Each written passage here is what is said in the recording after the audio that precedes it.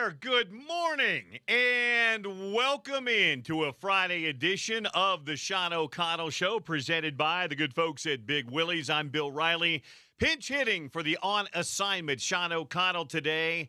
And I did this a couple of weeks ago. We were at Kia, Wasatch Front Kia, which was a familiar place to me. But today, it's like a home game. It's like they've welcomed the prodigal son back home again here to Broadway Media and ESPN 700. I am back in the stately Broadway Media studios here of ESPN 700, and so glad to be with you today. Man, they've spruced this place up a little bit since I've been in here last. They've got all kinds of computer monitors, all kinds of swag and gear and all kinds of stuff hanging up in here. And apparently I'm on video now too. I'm glad I cleaned myself up a little bit today to be on camera. Used to be you'd wander in here, you'd have your baseball cap on, maybe you showered, maybe you didn't. Usually James didn't. I don't know if Sean does, whatever. But I cleaned myself up today because I knew I'd be on camera. And I guess you can find me on YouTube, the ESPN 700 Sports Utah YouTube channel. So if you want to see this ugly mug, you could do that there or just listen in wherever you might be listening in today over the airwaves on the 50,000-watt blowtorch that is ESPN 700, online at ESPN700sports.com, on 92.1 FM in stereo. Or maybe you're on the app today. Maybe you're out on the golf course, as you should be on a beautiful Friday today. Maybe you're watching the Masters on your phone and listening to me, whatever you might be doing. Thank you for making me part of your day on this Friday today. We've got a good show lined up for you today. I'll tell you about that coming up in a bit. I say this all the time. I love doing this. I did this for 30 years of my life.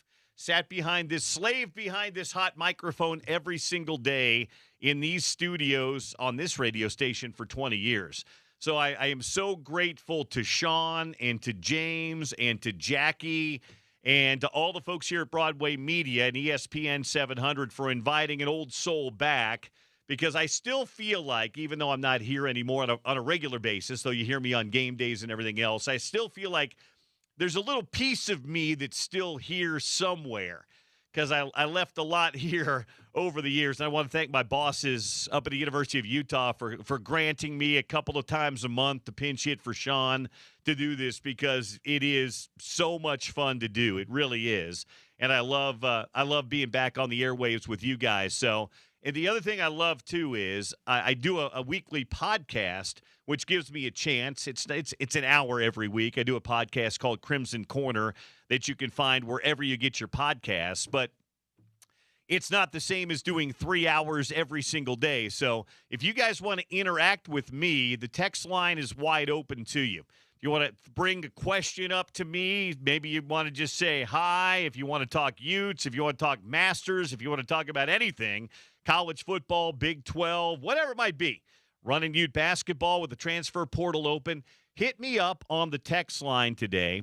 It's 877-353-0700. Again, that's 877-353-0700 to hit me up on the old text line. I'll read some text messages as they come in today. Apparently, we've got some golf to give away today, is what James said.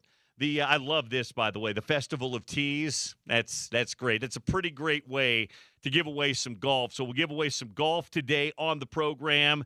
Tell you about hot lunch and what's for lunch today coming up with our friends from Big Willie's. That'll be on the way. Got a good guest list today, too. We're going to kind of touch on a variety of topics here today on the program.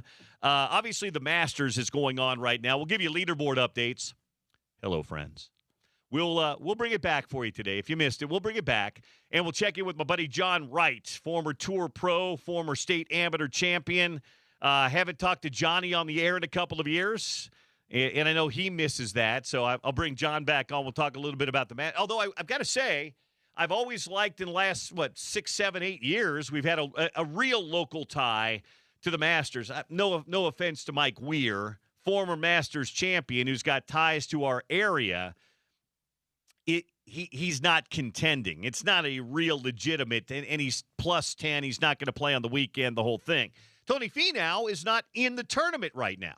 Tony has not had a great year, to be very fair. He's dropped out of the top 50, and as a result, he is not playing at Augusta National this weekend. So the leaderboard updates, and I've always rooted because Tony is such a nice guy. I've only had a chance to meet him a couple of times over the years. Our paths just really never crossed very much. But he's just such a nice guy, and I love somebody that reps our state and our city the way Tony does. So it's just a little disappointing. And he's played. The funny thing is he generally plays pretty well at the Masters, too. I think his best finish a couple of years ago was second or third. Maybe I'm off on that. If I am, please forgive me. But he was a top 5 guy, and he's played well there. So it's a little disappointing today that when I do my leaderboard updates, hello, friends, that he will not be part of those leaderboard updates. So we'll keep you updated on that. I'll just tell you straight away that McIlroy and Burns continue to lead at the Masters. They're both 5 under par. Sam Burns just started his round. Rory goes off in a little while. By the way, Wyndham Clark had himself a nice day today, so he's at 4 under par. But we'll give you a full leaderboard update coming up. John Wright will join me on the program today. We're going to talk some Utah football in a little bit different way today. We're going to bring on, and this is going to be, follow me here. We are going to have on the program here in about 20 minutes or so the pig farmer. Bryson Barnes is going to join us. And you're going to probably say, well, Bill, he doesn't play for Utah anymore. I know he doesn't play for Utah. He played for Utah. He gave us one of the great moments in Utah football history when he tossed that touchdown pass in the Rose Bowl. And then he had a really nice season, led him to 8-4 when Cam was dealing with injuries. He had a really great year last year. And he's done playing college football now at Utah State. But the reason I want to bring Bryson on is, one, just check in, see how he's doing. But two, Bryson Barnes played for Kevin McGivern at Utah State last year. Bryson Barnes had the best year he could possibly ever expect to have, was an all-conference caliber quarterback a year ago under the tutelage of Kevin McGivern. So I wanted to talk to Bryson a little bit about what he's up to these days, but also what Utah can expect with Kevin McGivern running the offense and how Kevin played to his strengths and what he thinks Kevin could do. Let's be very fair. The talent level at Utah is markedly higher than the talent level at Utah State. So I wanted to talk to Bryson a little bit about that. So we'll talk some Utah football today. I do have a question I want to throw your way in a bit if you're a Utah football fan and want to chime in just a little bit. We're going to talk a little bit about the transfer portal in college basketball and the impact that it's having. It's insane, really and truly. The transfer portal's been open now for Tuesday, Wednesday, Thursday. So this is the 4th day the transfer portal has been open. And on the men's side, I haven't checked the numbers on the women's side. On the men's side, there's over 2,500 players in the transfer portal right now. Here's what I'm going to tell you. And this goes for football as well as basketball. The numbers that have bared out since the transfer portal has become a thing are the fact that more than 50%, I think it's in the neighborhood of 54 to 56% of the kids that enter the transfer portal do not end up on the other side of the transfer portal with a scholarship. They do not end up in a better place, much less a place at all. Now, these were numbers from a year ago. I haven't seen updated numbers on this. But in the neighborhood of 54 to 56% of kids that go into the portal do not end up in a situation where they're as good, better, or even with a scholarship on the other side. That's insanity. It really is. So we're going to talk a little bit about that with my buddy Casey Jacobs. And, of course, Casey is an analyst for Fox Sports, FS1, Fox Sports. He did a number of Utah games this year. We're going to talk to him a little bit about, the areas where he thinks Utah needs to get better this offseason to be competitive in the Big 12 next season. So we'll talk to Casey coming up on the program today. And we're 2 weeks. In fact, we're inside of 2 weeks now. It's 2 weeks, I think, from yesterday that the NFL draft gets going. Day 1 is Thursday, day 2 is Friday, and then day 3 is Saturday for the NFL draft. And James, correct me if I'm wrong, is the NFL draft going to be carried as it has been for many years here on ESPN 700, 92.1 FM? We will have at least the first couple of days. It depends on different things going on. Okay. But, yeah, we will have NFL draft here on the station. So NFL draft, first couple of days for sure, which means you'll probably hear Spencer Fano and Caleb Lomu's name called on day one. Both those guys are still being projected as first-round guys. Spencer for sure. Caleb's end of the first round, but I don't think I've looked at a mock draft, and I'm one of those weirdos that loves mock drafts, that I get into the NFL draft like you can't believe. And so I don't think I've seen a single mock draft where Caleb Lomu wasn't picked somewhere between 20 and 32. So both those guys should hear there. Anyway, there's a lot of guys with local ties that are going to be drafted this year. Devin Jackson, a guy from when I used to do this show on a regular basis, was one of the many draft analysts that I would like to bring on this show. Devin's going to join us today. We're going to talk to him a little bit about where he kind of sees the range for, obviously, Spencer Fano. And is Spencer Fano going to be a tackle? Because there's been a lot of chatter by people that say he might be kicked inside as a guard.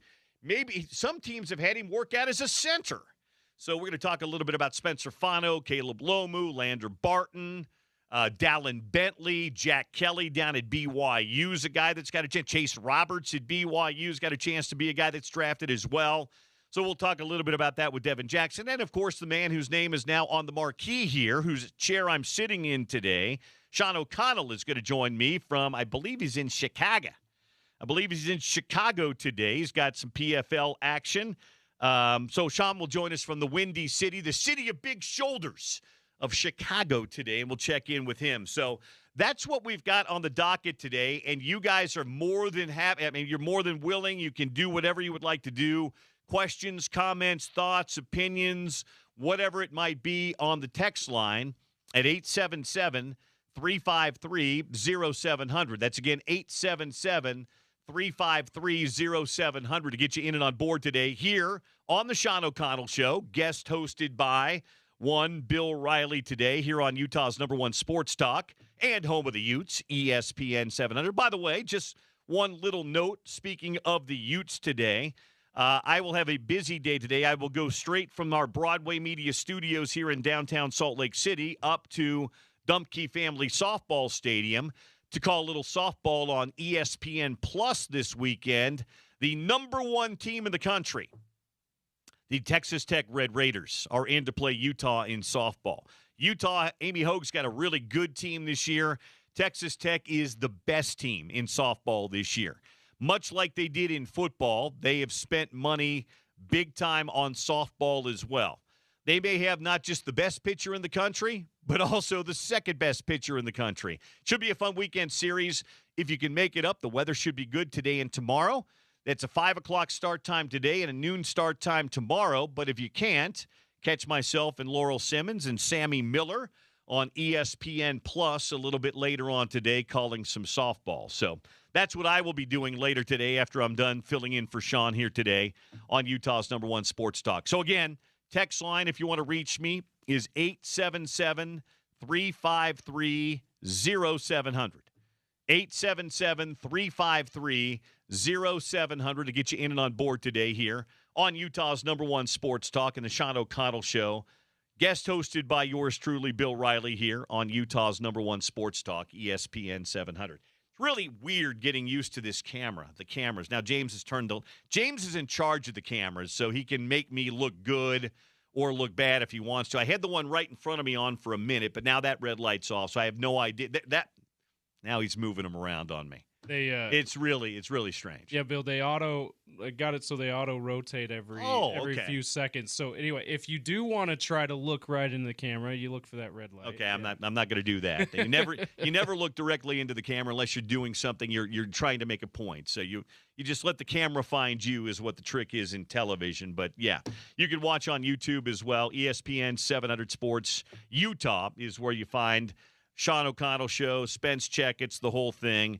And do that stuff on the YouTube channel as well. So I'll read some text messages. Some have come in already, but I did want to throw a football question out to you. Spring football, for those of you that are jonesing for a bunch of it, there's not a lot of news coming out because spring football generally doesn't do that. As I said a couple of weeks ago when I was on these airways, as I've said on my podcast, Crimson Corner, it's just kind of a get-to-know-you time right now for Utah football, especially on the offensive side of the football. It's a new offensive system that Kevin McGivern is putting in. I run into the athletes all the time and have a chance to talk to them because that's, when you work up there, you bump into those folks all the time. But I did run into Devin Dampier a couple of weeks ago, and Devin told me things are going really, really well, and he is a really big fan of the possibilities of this offense and what it might be under Kevin McGivern. So things right now are good for Utah football because it's spring football, and it's a get-to-know-you time, and things are being installed, and the new coaching staff is getting to know the players. There's a bunch of new players that are getting to know the coaches and their teammates as well.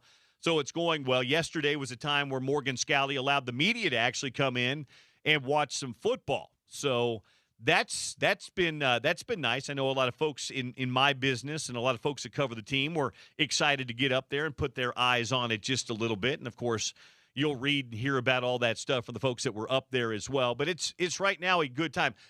There are a number of new faces on this team this year, and that kind of leads me into the question, at least for Utah fans today. As you sit here and kind of read and digest and you look over stuff, I would really be curious from you Utah fans to know who you think the most important newcomer will be on this Utah roster this year. Not coaches. We're talking about players on the roster. If you wanted to go coaches, you could say, well, Morgan Scalley's head coach. He's new. No, we're not doing that. Or Kevin McGivern. No, we're going to talk about specific players. Is there a player, as you have watched this team, go through spring just a little bit this year, and obviously teams and players adding players in the portal and adding to the depth chart and roster, that you believe will be maybe the most important newcomer to Utah football? If you have a thought on that, feel free to share it. 877-353-0700. Again, 877-353-0700. As you've thought about it and you've looked at it, and you've kind of parsed the roster and the two deep, at least in your head two deep, because no official two deeps are out yet. Is there a newcomer to this Utah football team that you believe will be the most important newcomer? Tell me who that is and why you believe they might be the most important newcomer to the roster. 877-353-0700. Get you in and on board. I'll give you my take on that coming up here in a minute. I think there's a number of guys that could play very important roles with this team this year, but I'll give you two guys that I think that are newcomers that could have huge importance to this team and their success moving forward this fall. So you hit me with yours and anything else that may be on your mind. Questions, comments, thoughts, opinions, whatever it might happen to be. Text line is open to you at 877-353-0700. What do we have here? Oh, Todd Troutwine. Hi, Todd. Says, yes, Bill's back in the seat again. No better way to kick off my weekend. Well, thank you for those kind words, Todd. Very much appreciated. This one comes in from Craig today. Craig says, great to hear you, Bill. Well, thanks, Craig. It's great to be heard. I'll be back, by the way, again next week. I'm doing this a couple of times a month. I believe it's next Thursday. I'm filling in for Sean, so I'm trying not to do too many that you're going to get sick of me, right? You want to be appreciated, you want to be missed a little bit, but you don't want to overstay your welcome. Plus, this is Sean's show, so I'm just happy that he's letting me sit in for him just a little bit. Alec says, hey, Bill, so glad to have you back in the air chair. Couldn't think of a better way to kick off my weekend, get it started. Still love the iconic intro. Doesn't get any better than the voice of the Utes. Much love, Alex Smith. That's, by the way, A-L-E-C Smith, not Alex Smith. Alex likes me, but I can assure you from his palatial estate in Northern California, he's not tuning in to listen to me today. He's got bigger and better things to do. But, Alec, thank you so very much. Text in from Texter 0319. Bill, miss you. Well, thank you very much. Miss you, too. Text message from 4148. Great to hear you back on the air again. Hope everything is going well and continues to do so. Things are going great. I love my new job at the University of Utah, as I told you a couple of weeks ago. And I love the fact that I can be back with you guys just a little bit as well, doing this from time to time. And thanks again to James and Sean and Jackie and the entire staff here for being kind enough to let an old head like me come back in and sit in the air chair a little bit. Brett says, Brett Wardle, good to have you back, Bill. You're the best. We miss you on the Daily Show. Well, thank you. Appreciate that. Here's a little bit of a football question. Alan Jarvis says, hey, Bill, most important, how about Braden Pagan and the O-lineman from Ohio State? Sorry, can't remember his name. Okay, here's what I would say. I like using Braden Pagan right now. I do. I think you could name a number of offensive linemen because that's not set yet. If you wanted to make a case for a young man from Ohio State, absolutely, positively, you can do that. If you wanted to make a case to me for, I don't know, a guy like Kelvin Obot, young man that's the 5-star recruit from up in Fruitland, Idaho, was coached by Jordan Gross. If you wanted to do that for me, I would be fine with that. By the way, Isaiah Kema is the young man from Ohio State, Alan, if you were curious. There are a number of ways that you can go.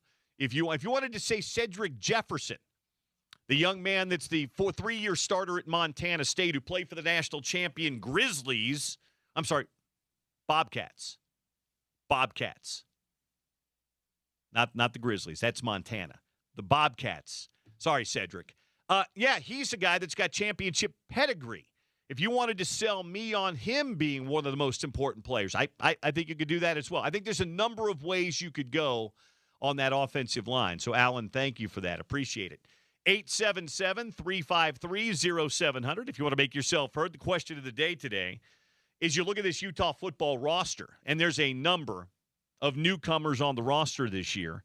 Who would you say is the most – who do you anticipate? Saying it today, that doesn't mean anything. Saying it in August will, but if we're projecting ahead, if you're making a guess, if you're hazarding a guess on this, who do you think might be the most important of the newcomers to Utah's success this fall? 877-353-0700. You could go the way of a guy like Steven Chavez Soto, who's a running back.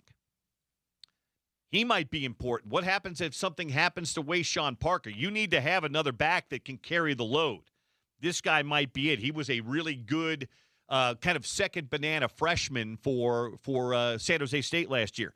If you wanted to tell me Kyrie Scholes, a wide receiver who had huge production last year at San Jose State, I could buy that. If you wanted to tell me maybe it's going to be Ethan Day.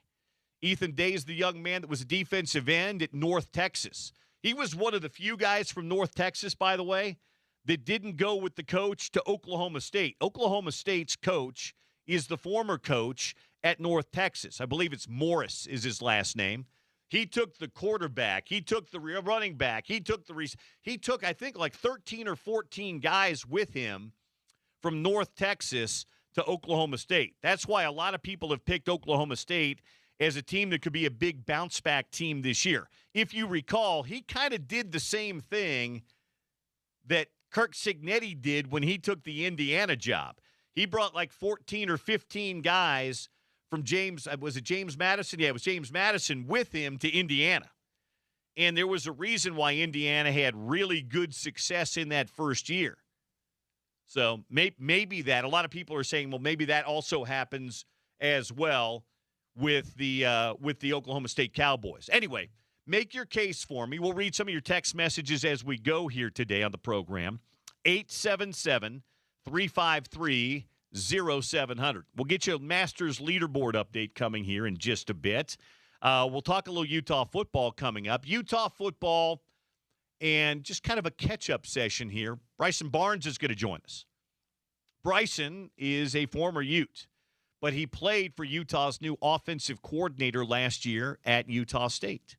So the man we like to call affectionately the pig farmer, the pride of Milford, Utah, is going to join us coming up on the program here in just a couple of minutes. And so we'll go in that direction today as well. Leaderboard updates from the Masters today. We've got that coming up. We'll tell you about today's hot lunch, or as I like to call it, what's for lunch. Our friends at Big Willie's will be providing that today. We're going to be giving away golf today to Glendale as part of the Festival of Teas and to Glenmore. The Glens are getting some love today on the free golf. So we've got that as well. John Wright will give us his thoughts on the Masters today. Casey Jacobson on the transfer portal. All of that stuff. Coming up on the program today, we'll talk some NFL draft a little bit later on as well, which is inside of 2 weeks. First day of the draft is 13 days from today. Thursday in April, and then Friday, and then Saturday. And as James said a little bit earlier, we'll have full coverage here on Utah's #1 sports talk, ESPN 700. A couple more text messages, then we'll grab a break and welcome in our friend Bryson Barnes from Utah State and the former Ute. This one in from Jordan Peters. Jordan says, how about Kelvin Obot? Big shoes to try to fill to pick up where the O-line left off leading the rushing attack last season. Seems like he has the size and the talent to do so. I don't like to put too much pressure on young players. This is a kid that's a true freshman that's never played a down of college football before. But when you're a five-star kid, and he's a five-star kid, and so many people have said, this kid is college football ready. I even talked to his former high school coach, the man that's now coaching him at offensive line at Utah now. That's Jordan Gross. And I've said, hey, how's Kelvin doing? He said he's doing great. He's a freshman, but he's doing great. So that's been the returns right now. Here's what I will say. I said this on my podcast the other day, Crimson Corner, and I'll say it again. Just because somebody is being talked about as a tackle now doesn't mean they're going to be a tackle when the season rolls along. Jordan Gross has all these puzzle pieces. Do you guys like to do puzzles? Puzzles are fun. Especially if you lay them out on your kitchen table and they sit there for weeks, and then you just do some pieces here, and they're really fun. But what the offensive line right now is just a gigantic puzzle. Jordan's trying to see who fits where. So maybe you think Kelvin Obot's a tackle. Well, maybe he could be a guard. You just never know. It's kind of the same thing we've been saying with the NFL draft. Everybody says, oh, yeah, Spencer Fano. By the way, it's driving me crazy. I listen to a lot of these NFL draft shows. Excuse me. Somebody needs to get to these guys and say, the man, I've heard so many people calling him Spencer Fano. Spencer Fano. The man's name is Fano. Get it right. Put some respect on his name. He's going to be a first-round choice. Anyway.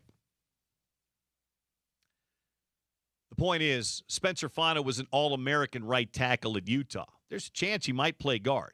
You go where you fit best. You go where you help the team the most. So guys that have played in certain positions may play in other positions. But that is also the great part of the flexibility of being on offensive line, is figuring out who can move where. And Fano was the guy that began on the left, moved to the right. We've had guys that began as tackles that have moved to guards. My point is, what's happening right now is Utah, Kevin McGivern, Jordan Gross, just trying to figure out where the puzzle pieces fit best. So, anyway, we'll get to some more of those text messages coming up in just a couple of minutes here on the program today. Bryson Barnes is going to join us next. Great to be underway and with you on this Friday here on the Sean O'Connell Show. Bill Riley pinch hitting today for Sean, who's on assignment in Chicago. He'll join us a little bit later on in the show right here on Utah's #1 sports talk, ESPN 700 and 92.1 FM.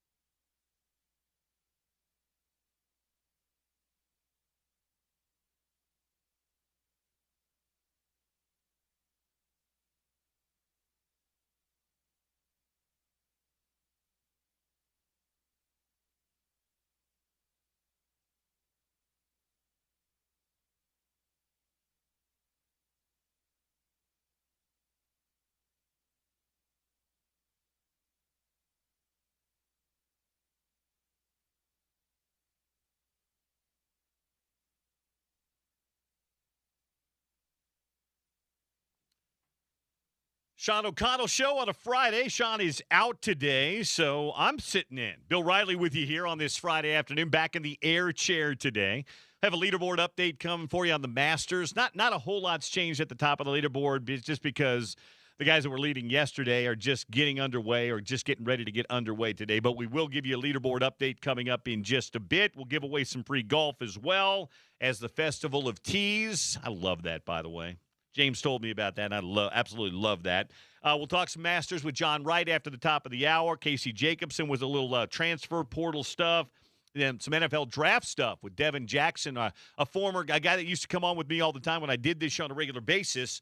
Will join us in the 1 o'clock hour. But right now, we welcome back to the airwaves.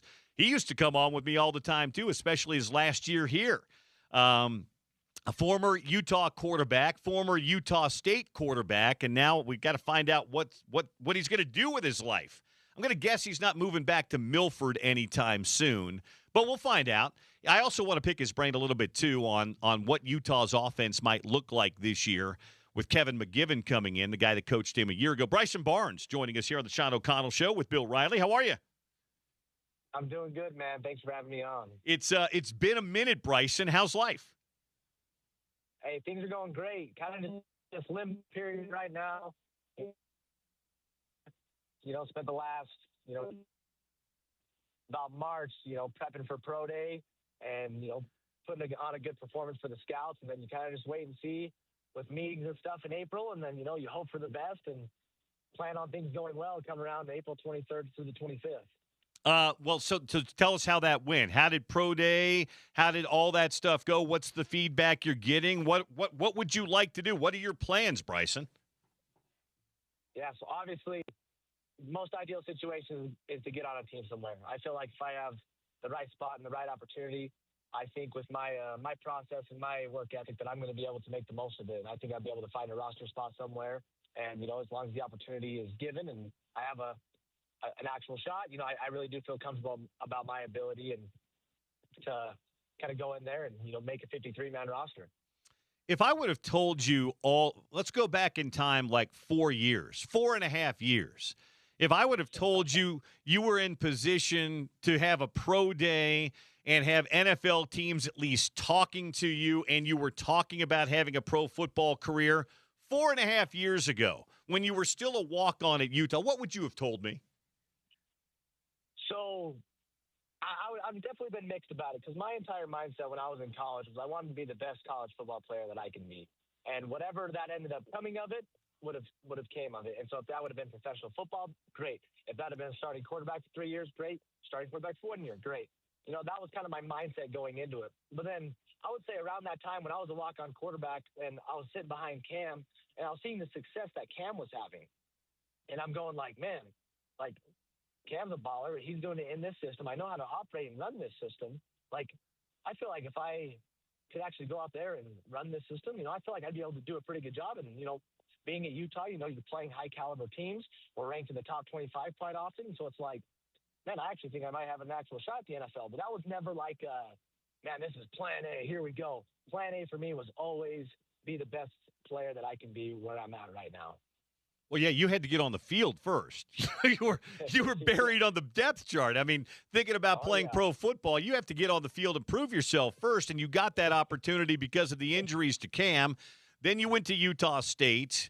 You had one coordinator 1 year, one the next year. I want to speak specifically about last year, Bryson, because you were an all-league quarterback last year. I'd actually talked to some people that said you were technically second-team All-Mountain West. Most people thought you had an All-Mountain West caliber season.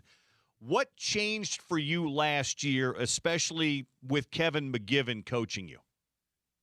Yeah, I feel like everything that kind of went into my senior year, having Bronco Mendenhall as my head coach and his coaching techniques and philosophies and the principles that he instills in a team as from a cultural perspective really fit me. But then also, I mean, Kevin, Coach Mac G, or whatever, we've got a ton of nicknames for the guy.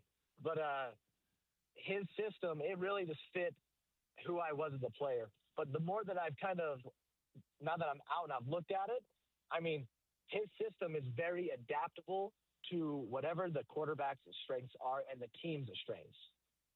And I feel like that was just the one thing that was super unique about it was the system that we kind of had to start the spring and winter to what it evolved to by the end of the season, like two completely different offenses, but it's all the same stuff, if that makes any sense. Oh, it does. So what was it? And I've heard that from so many people I've talked to about Kevin. I've had a chance to catch up with Kevin a few times too, about how adaptable and malleable his offenses are to the talent that he has. What was it that he did specifically with you, Bryce? And what do you think that it was that he did or tailored to your strengths that made last year so successful to you? Well, I think the first thing was he brought in these passing concepts and this pass game knowledge that I had never really been exposed to before. And so I feel like he not only was able to create an offense kind of around me, but also elevate my game and my play to what he thinks I could become as well. And so, like, I learned more about the pass game and how certain routes and route concepts manipulate certain coverages and which defenders are going to take which routes.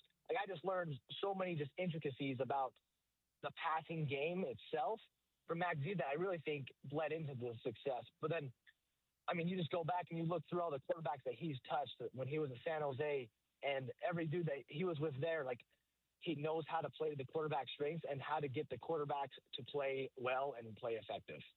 Bryson Barnes is with us today here on the Sean O'Connell Show, hosted by Bill Riley, pinch hitting for Sean today. Bryson, of course, you know him from his Utah days in Utah State. So, first and foremost, you said you've got a lot of nicknames for Kevin. Give me one that's really going to make him laugh, because when I see him in the hallways, I want to walk by him and call him a nickname that you guys – what should I say that will get his attention or make him laugh? Call him Maverick. Okay. So I should walk by and say what's up, Maverick? Yes, say that. Okay. He's a big Top Gun guy. Okay. All right. We'll see if he requests a flyby or not, but I'll call him Maverick and see what kind of reaction I get. And if he gets mad, I'm going to say Bryson told me to call you Maverick, and we'll go from there. So you also know you know this Utah program very, very well. And you know the level of talent that's in this Utah football program. And obviously from a distance you saw Devin Dampier in the year that he had last year. What do you think, Kevin, moving from Utah State to Utah this year, now on Morgan Scalley's staff, what kind of things do you think he'll be able to do with this offense, specifically working with Devin and Bird Ficklin? Yeah, I think it's going to be a completely different offense than what we ran last year, and because of the personnel. I mean, from what I know about Devin and Bird, you've just got two elite playmakers. Like, when the ball's in their hands, special things going to happen. And that is one thing about Mac G, is that dude is going to find a way to get the ball in their hands, and they're going to make plays. And I say that we had 3 running backs last year that were really good, talented players. There were times when we were in 30 personnel running one-word calls against Texas A&M. That Texas A&M had fits trying to guard, and that was at Utah State. So I can just imagine what kind of stuff Mac G is going to have drawn up on the board for Bird and Devin.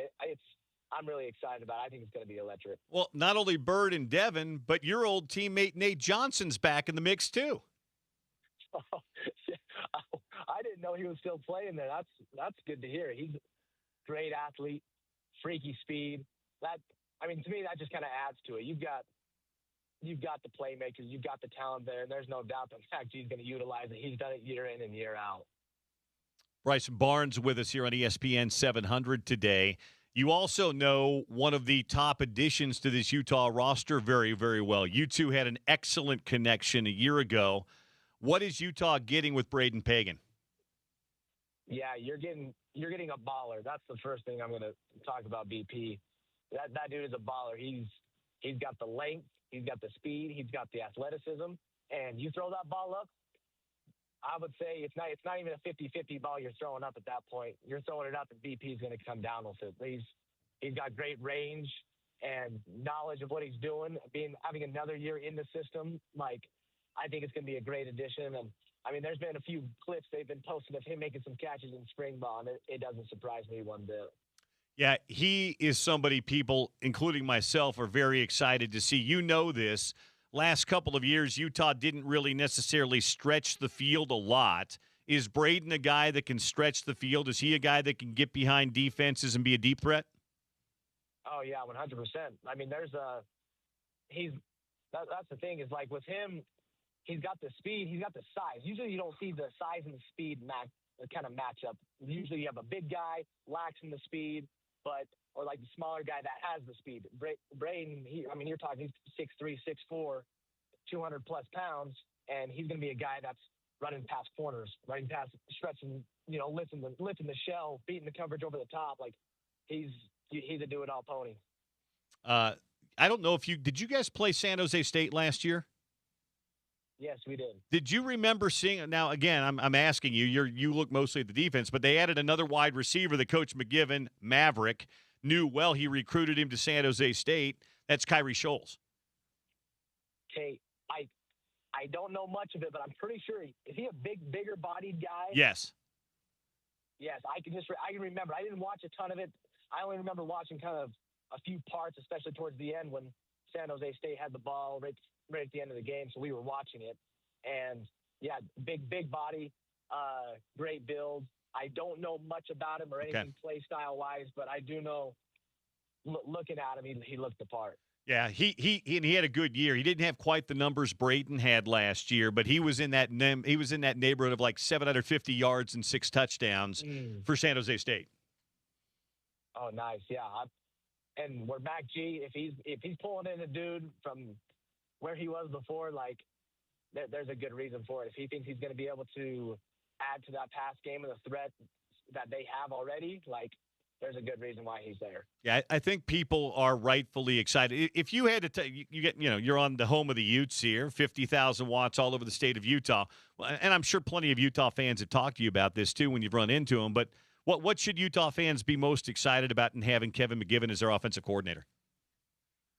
Man, I think it's going to be a completely different kind of taste of Utah offensive football that we've had the last couple of years.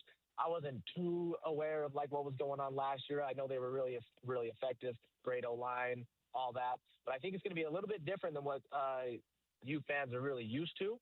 Mac G, his mind works with the pass game, and I think it's going to be really cool to kind of see him working with Devin's strengths and him throwing the ball and running the ball as well. I really do think that Devin's going to have a year where you can honestly expect 3,000 pass yards and 1,000 on the ground. Like, I don't think that's really over the top expectations for a player like that in that type of system. He would have been close to it last year had he got, he didn't miss a lot of time, but he was banged up a little bit and missed some time within games. But, much like you, 2,500 and 2,500 yards passing, and I think 700 yards rushing. You two guys were two of the few guys that were close to that last year. But I agree with you. I think Devin's got that type of skill set in him to be able to pass, especially with the weapons now, and from what it sounds like, what Kevin McGivern likes to do with the pass game. Yep. Yes. No, I agree. And I think, and whatever deficiencies often show up in season, and you don't really know them until then. And his ability to adjust and adapt to where we find this is where we're deficient in, but this is where we're excelling at, and trying to find the balance between those two. Like, I've just never seen anybody be able to find it so quickly and being able to apply it so well to a team. So should I go Mac G or should I go Maverick? You've called him Mac G like 7 times in this interview, Bryson, but is Maverick the one that will catch his attention? Yeah, Maverick will catch his attention. Mac G, that's commonplace now. Okay. That's like, if you call him Mac G, like, okay, yeah, he gets it. But if you call him Maverick, that's like a little inside joke. Is that like inside the quarterback room, people would call him Maverick? Yes. So, okay. Yeah, fun fact, the quarterback coach for Utah State, they call him Rooster. He's Rooster and Kevin's Maverick. That was kind of the inside joke there. Okay, fair enough. And that's old, by the way, that's not Top Gun 2. That's original Top Gun stuff right there. Oh, yeah. No, the Top Gun, it ran deep in the quarterback room last year. All right, before I let you go, best case scenario for Bryson Barnes over the next month or two is what? Best case scenario, you get drafted. That's a best case scenario. But my best case scenario is to have an opportunity somewhere to get a legit opportunity to make a 53-man roster. Okay. Get that agent working for you, Bryson, would you? No doubt. I'm going to get on him for sure. Hey, thanks for doing this. It's great catching up with you as always. It was so much fun to see that season that you had last year with Bronco and Maverick and all those guys up in Logan. And I was so happy for you. And I know Utah fans were thrilled for you as well. So we'll keep our fingers crossed in the next 2 weeks that you get that invite, even if it's not a draft day invite. It's a free agent invite to somebody's camp. Thanks, Bryson. Yes, sir, man. Appreciate it. Thank you. There you go. Bryson Barnes with us, a.k.a. the Pig Farmer, the pride of Milford, Utah. By the way, his brother, I believe, is now on the football team. So the Barnes family has produced some elite athletes coming out of little tiny Milford, Utah. And he's just always been such a great dude. And he was at Utah. He knew his future there with all the things that were going. So he opted to go, and he got into a great place. For 2 years at Utah State, he was a terrific quarterback, especially last year with Bronco Mendenhall taking over as head coach, and Kevin McGivern is his offensive coordinator. He over 2,500 yards passing, over 700 yards rushing, and was a second-team All-Mountain West All-Mountain West quarterback up at Utah State. Appreciate him taking a few minutes with us here on the program today. All right, let's grab a timeout. We'll come back on the other side, tell you what the hot lunch or what's for lunch today from our friends at Big Willie's. Maybe even give away a little golf as well. Read a few of your text messages. Then we'll have John Wright come on. We'll do a leaderboard update and more, all on a Friday Sean O'Connell show right here on Utah's #1 sports talk, ESPN 700 and 92.1 FM.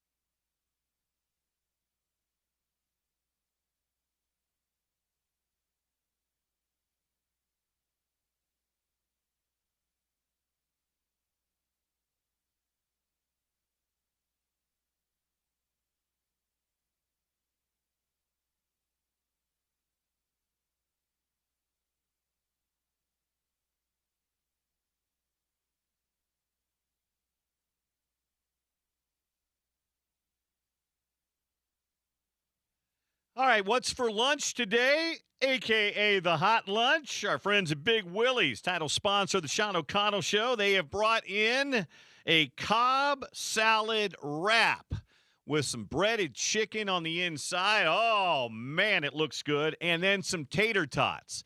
The only issue I have with this lunch is there's fry sauce. Fry sauce is of the devil. It is the devil's condiment. It should not. I know all of you out there are screaming at your radio right now. You know me. I have been anti-fry sauce forever. Why? Because it's in the mayo family. Anything having to do with mayonnaise is from the devil. But the rest of it, outstanding. Cobb salad wrap with chicken or chimkin if you prefer. Tater tots and more from Big Willie. Stop in and see him for lunch, for dinner.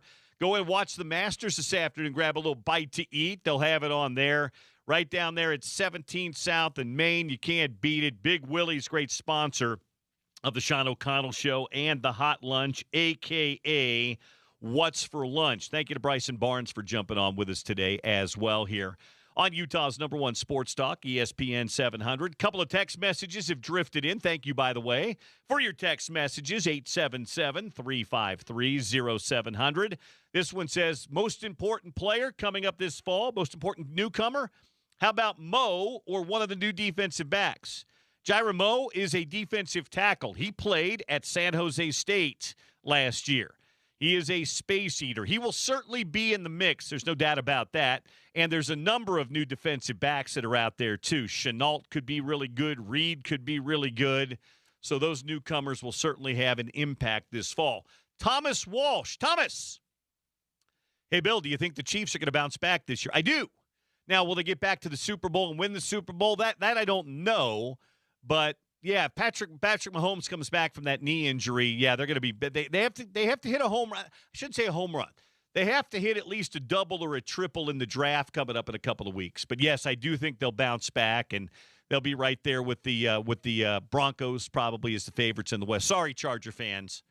I got to see a little bit more from the Chargers before I say they're a favorite in the West. They had a chance last year, but anyway. Text. Cade Wortman. Hey, Cade. Cade says, hey, Bill, it's not a newcomer, but should be a starter. I think he'll have be a big piece of the Utah defense this year. Trey Reynolds going to do big things. Yeah, Trey's good. And, yeah, he's going to slide into one of those starting roles in all likelihood. He was kind of the fourth linebacker last year because you had Levani Damouni, you had Lander Barton, and you had Jonnu Hall. Well, it's now he and Jonnu Hall. And Trey is a really good player. And I can tell you that his defensive coordinator and linebackers coach loves him. He does. Trey's going to be a nice player. But not a newcomer, but he'll be a nice player. Text message. This one in from 3366. Hey, Bill. Just feels right to have you back on the air. Disappointed the spring game got canceled. It feels like another negative ripple effect for fans where college football is right now. No, not really. They're going to have a nice kind of fan fest where it's going to be called the 22 for You Spring Day on the 18th. To be very fair, and I've been up there for the last 17 years, the spring football game isn't what it once was because you hold so many key players out. It's a glorified practice, so don't look at it that way. You're going to have a chance to get to see and meet the players at the 22 for You event and get to see inside the indoor facility and do a bunch of stuff. Most programs are doing away with this. Big programs, too, like Utah. So I don't look at it that way. Just look at it as a chance to get to know the team a little bit, and they want an extra practice, and so they're going to go that way. It's kind of Utah's not alone in this. It's become a trend in recent years. A lot of programs aren't doing spring football games anymore. So anyway, Joshua says, Bryson Barnes is the man. Pig Farmer's a good dude, no doubt about that. This one comes in from Caden Hansen. Caden says, hey, Bill, what's up, brother? Hope things are well. Glad to hear you back on the airwaves. What's your way too early expectation for the Utes this year? Big 12 championship? Too much of a stretch under Scally for the first year? No, I don't think it is. Now, they've got questions to answer like everybody does. There's no doubt about that. But so does Texas Tech. So does BYU. So does Arizona State. So does Arizona. So does Houston. But I've said this all along. Utah will be right there in contention. I think they are a 10-win team again. I do. I believe they're going to win 10 games this year, maybe 11. I think they will be right there. I think they benefit from the fact that they don't have to play Texas Tech in the regular season, too. So, no, I don't think it's what my way too early expectation is. Texas Tech, BYU, and Utah are the three best teams in the Big 12.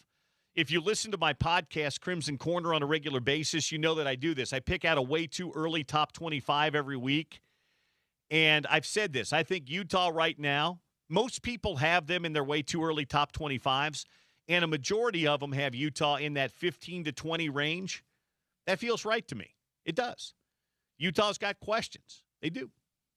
They've got to replace their entire offensive line, and they've got a relatively new they're not new to coaching, but they're a new staff together here. So, yeah, there's questions, but I don't think it's out of the realm of possibility that Utah could play for a Big 12 championship this year.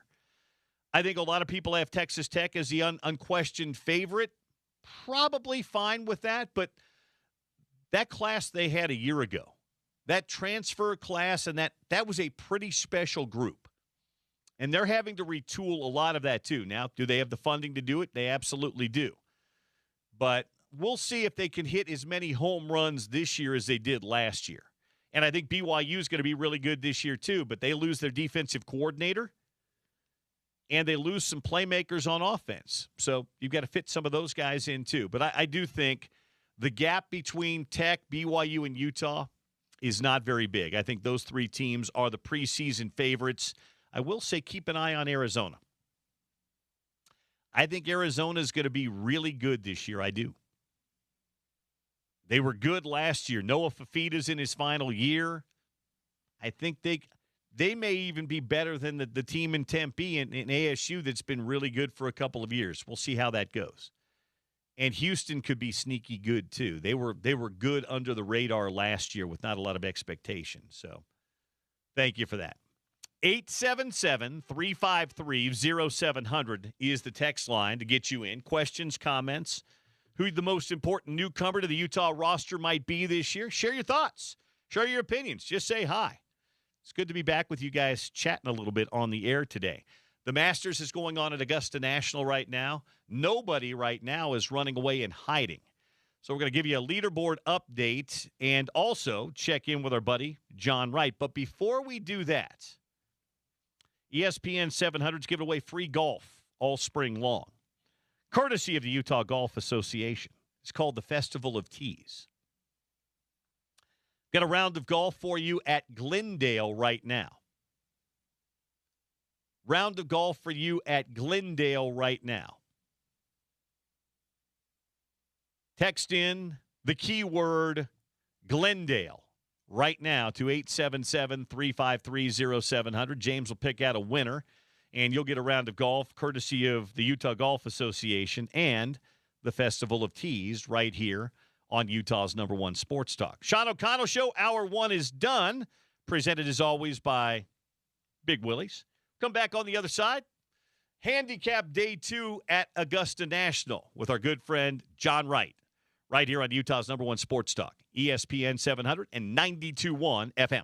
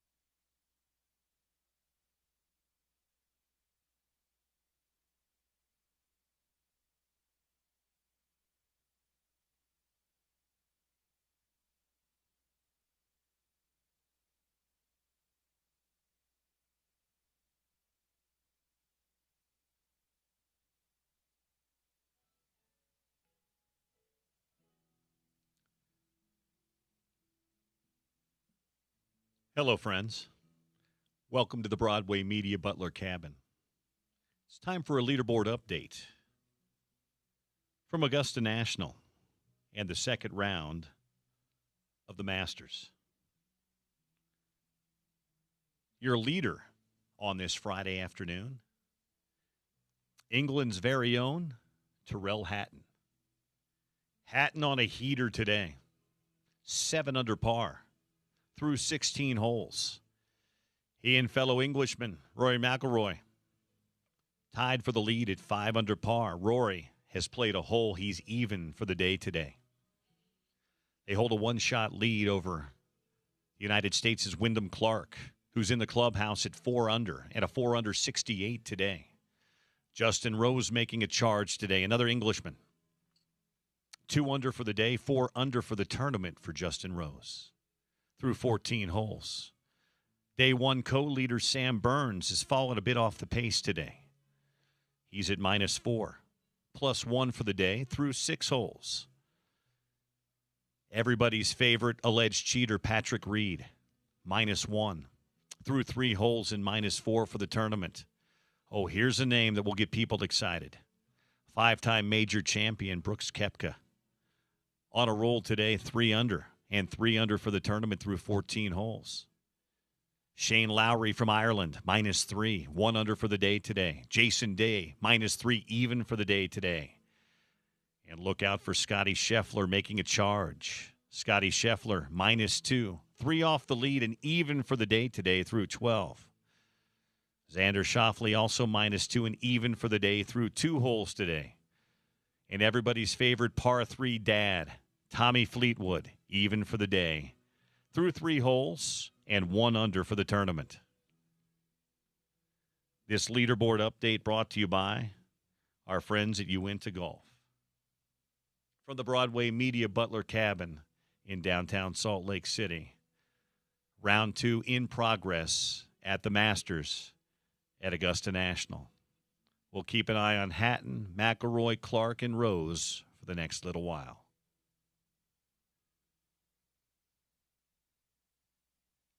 John Wright joins us right now to talk Masters here on a Friday on the Sean O'Connell Show. Johnny, how are you? Bill, nice to talk to you again. How have you been? How's the University of Utah job? It is fantastic, John. It is doing well. I am enjoying it a great deal. I miss talking to you about majors. We just have to text about them now, but that's okay. And I don't have any Jersey mics for you today. I apologize. You're doing this one pro bono. That doesn't stop me from eating the original Italian whenever I can. I will make sure next time you and I are together, I will get you a Jersey Mike sub on me, but I don't have any more of those coupon cards for you. That's all right. I'm happy to talk golf, especially the Masters. This is my favorite week of the year. I know it is. You love this tournament almost as much as you love Tiger Woods, who is not in the field right now. We won't talk about Eldrick right now. We are a day and a half in right now, John. Nobody is running away and hiding. Scoring isn't crazy, though. Tyrrell Hatton's at -7 so far today. What do you make of what we've seen through a round and a half? Well, I was expecting the scores to be a bit higher today because we're going to see no moisture at all from the weather all week long. So as the days get longer and we get a little bit of wind, we should see the golf course firming up. But it hasn't happened yet, and these guys are taking dead aim and hitting some amazing shots. Tyrrell Hatton is hitting, 7 under par with a couple of play is awesome. And then Brooks Koepka has hit a lot of great shots, and Justin Rose, he's hit it within 5 feet for birdie about 3 times. So the guys are feeling it, and they're hitting it close, and some are making putts and some aren't. But this is going to get more and more exciting as the days go on because I think it's going to get a little bit tougher each day. Yeah, the Englishmen and the Americans are dominating right now. The top 7 scores on the board are American and Englishmen. Well, I think it's more just the superstars are dominating. There's a couple of guys that your regular listeners, that casual golf fans may not know, but casual golf fans know Rory. They know Clark. They know Rose and Burns and Koepka and Lowry and Day. These are big names, lots of former major champions. And that's what's going to make this so amazing over the weekend is you've got guys. These aren't guys trying to win their first time or win their first major. These are guys that have won majors and they're ready and they're used to this. And they're gonna shoot some low scores. You're not gonna see people luck into this tournament. You're gonna have to go low to win this. John, you said it, that there's no rain expected all weekend long, which is very unusual. Sometime in the 4 or 5, 6 days that people are at Augusta, you generally get rain, you generally get thunderstorms. Something's in. They're not getting any of that. So are these golfers going to be okay with this course firming up, or would they rather have some rain and wind in the forecast? Well, I think they'd like it to firm up on the fairways because we're seeing some of these drives where they carry 275 and then roll out 5 yards. They'd love to get some rollouts so they could get some shorter irons in their hand, but it's the greens that they like. They're able to hold them. In fact, they're a little bit softer today than they were yesterday, from my observation. So the Augusta National, they have the ability to take moisture out of the greens without any natural. Every green has a sub-air system, so I have a feeling the powers that be there are going to take a little bit of moisture out of them this evening and firm them up for the weekend. I love the fact, I know he's not everybody's favorite. He can be a bit prickly at times, but I love the fact that Brooks Koepka's near the top of the leaderboard right now. Oh, I do too. I'll tell you what, he's hitting the ball really well. For him, it's all about the putter, and he's rolling good putts. They haven't really gone in for him today. I've been watching while working, and that was air quotes, by the way. But he's rolling them over the edges, and they're good putts. And Brooks, as we know, is a major champion. He's won 5 majors, and really nothing else. So he has the mental makeup for it. I mean, it goes back to that. It goes back to that. What all he does is catch touchdown passes. Well, yeah, but that's the whole point, right? So it's the same thing with Brooks. He's won a handful of tour events, but 5 majors. So it's really he has the mental makeup for it. I think he's back from live and he's feeling good and he's comfortable again. And if he can just get a couple of putts to go in, he's going to be very dangerous. Well, he filled his bank accounts with that live money. Now he can come back to the PGA Tour and win majors, right? Because people only nobody remembers if you win the Greater Screen Door Open in Greensboro. They remember if you win championships or a Players or something like that. But you do need to pay the bills. So Koepka's got a lot of that live money in his back pocket. Now he can just come back and work on his game and be on the PGA Tour again. Well, I think you're absolutely right about that. And along those same lines, Rory McIlroy is playing extremely freely. He doesn't have to worry that he's chasing his first Masters. He doesn't have to worry that he's chasing the Grand Slam that only 4 other players have ever done, or 5. So he gets to play for free now. He doesn't have all that pressure. Most of it's self-imposed, by the way. But he doesn't have to sit down for every media interview and talk about, hey, maybe this is the year you complete the Grand Slam. Maybe this is the year you win your first match. He doesn't have to answer that anymore. He did it. And so now he just gets to go up and play. And you saw it yesterday in his first round. He even said it in his press conference. He said, yeah, it was great. I just went out and played golf. I had no expectations. Nobody was asking me all those questions. And all I did was go out and shoot 5 under par. And he hit a great tee shot off the first tee just now, made an easy par on the first hole. He hit a poor tee shot on the second hole, but he's got a short birdie putt because it's an easy par 5. So he's playing freely just like Brooks is. And those are the players that have a chance to win. You can't be tight. You can't be careful, and you can't be worried about what might or might not happen. You just have to hit the shot and hope it turns out. And if it doesn't, hit a recovery shot. And that's the key to Augusta National, because the margin for error is so small. When you hit a great shot, you might get a terrible break and have it in an impossible spot, or you might hit one a little off and it catches the right mount and goes right next to the hole. So it's the guys that can accept that and that play with this freeness to them, so they don't worry too much about it. Those are the guys that are going to be able to close this out on Sunday afternoon. One guy that is having to answer lots of questions, and I was watching some Golf Channel coverage Tuesday, Wednesday night, and they spent a whole bunch of time talking about this guy because he's just giving everybody word salad answers these days, is Jon Rahm. As it stands right now, he's not going to make the cut. Now he's got a chance. He's right on that cut line, but he's not played well. Shot a 78 yesterday. He's getting all kinds of questions about live still.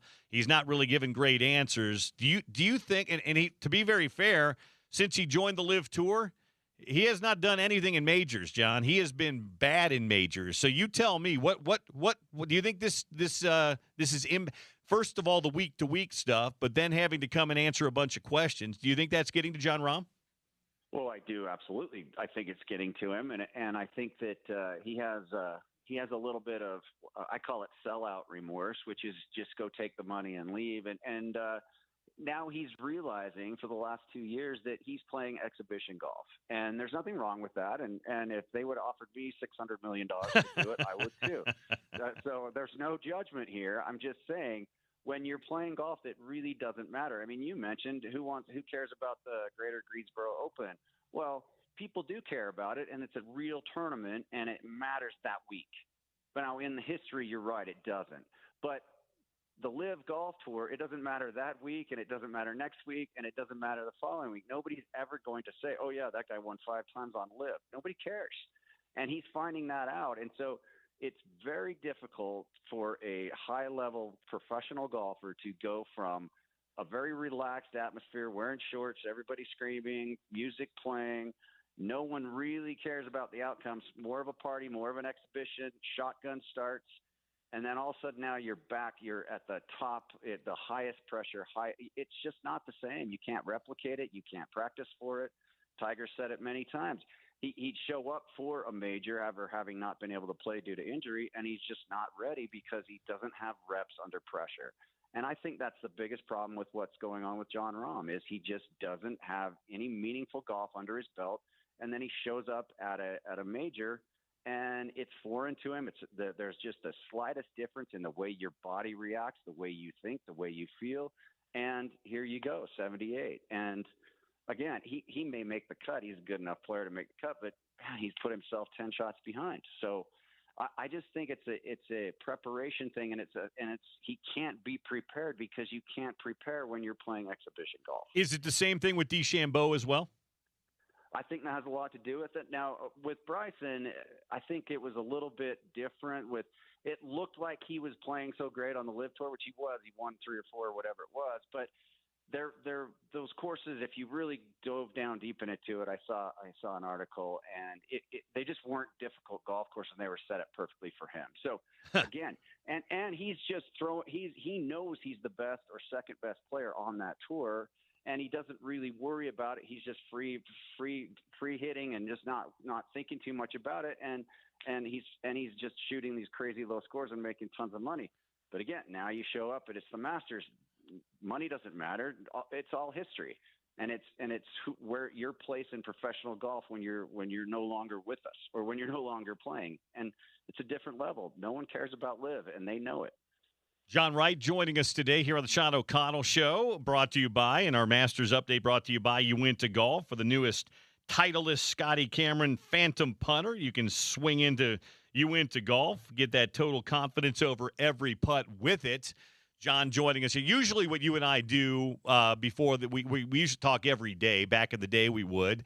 Thursday and Friday, we'd make our predictions on a Wednesday and all that good stuff. So we didn't have a chance to do that this year. I'm going to hold you to the honor system here. And if any of your buddies at the country club are listening, they will tell me or text me and tell me John's full of you-know-what. But who did you like going into this thing? And has your mind changed at all since the start yesterday? Well, I'll start with full disclosure. We have an annual Masters draft with a bunch of my friends. Okay. We picked 15th, so I didn't have a great draft order, and I picked Robert McIntyre, who's about the worst. I mean, I picked 6 players, Bill, and I'm in danger of none of them making the cut. Did you see what McIntyre did? He's in trouble. Yes. He pulled a John Wright. No, we did not. I would never do that at Augusta National. Well, not at Augusta National, but you might have done it at Bonneville a bunch of times.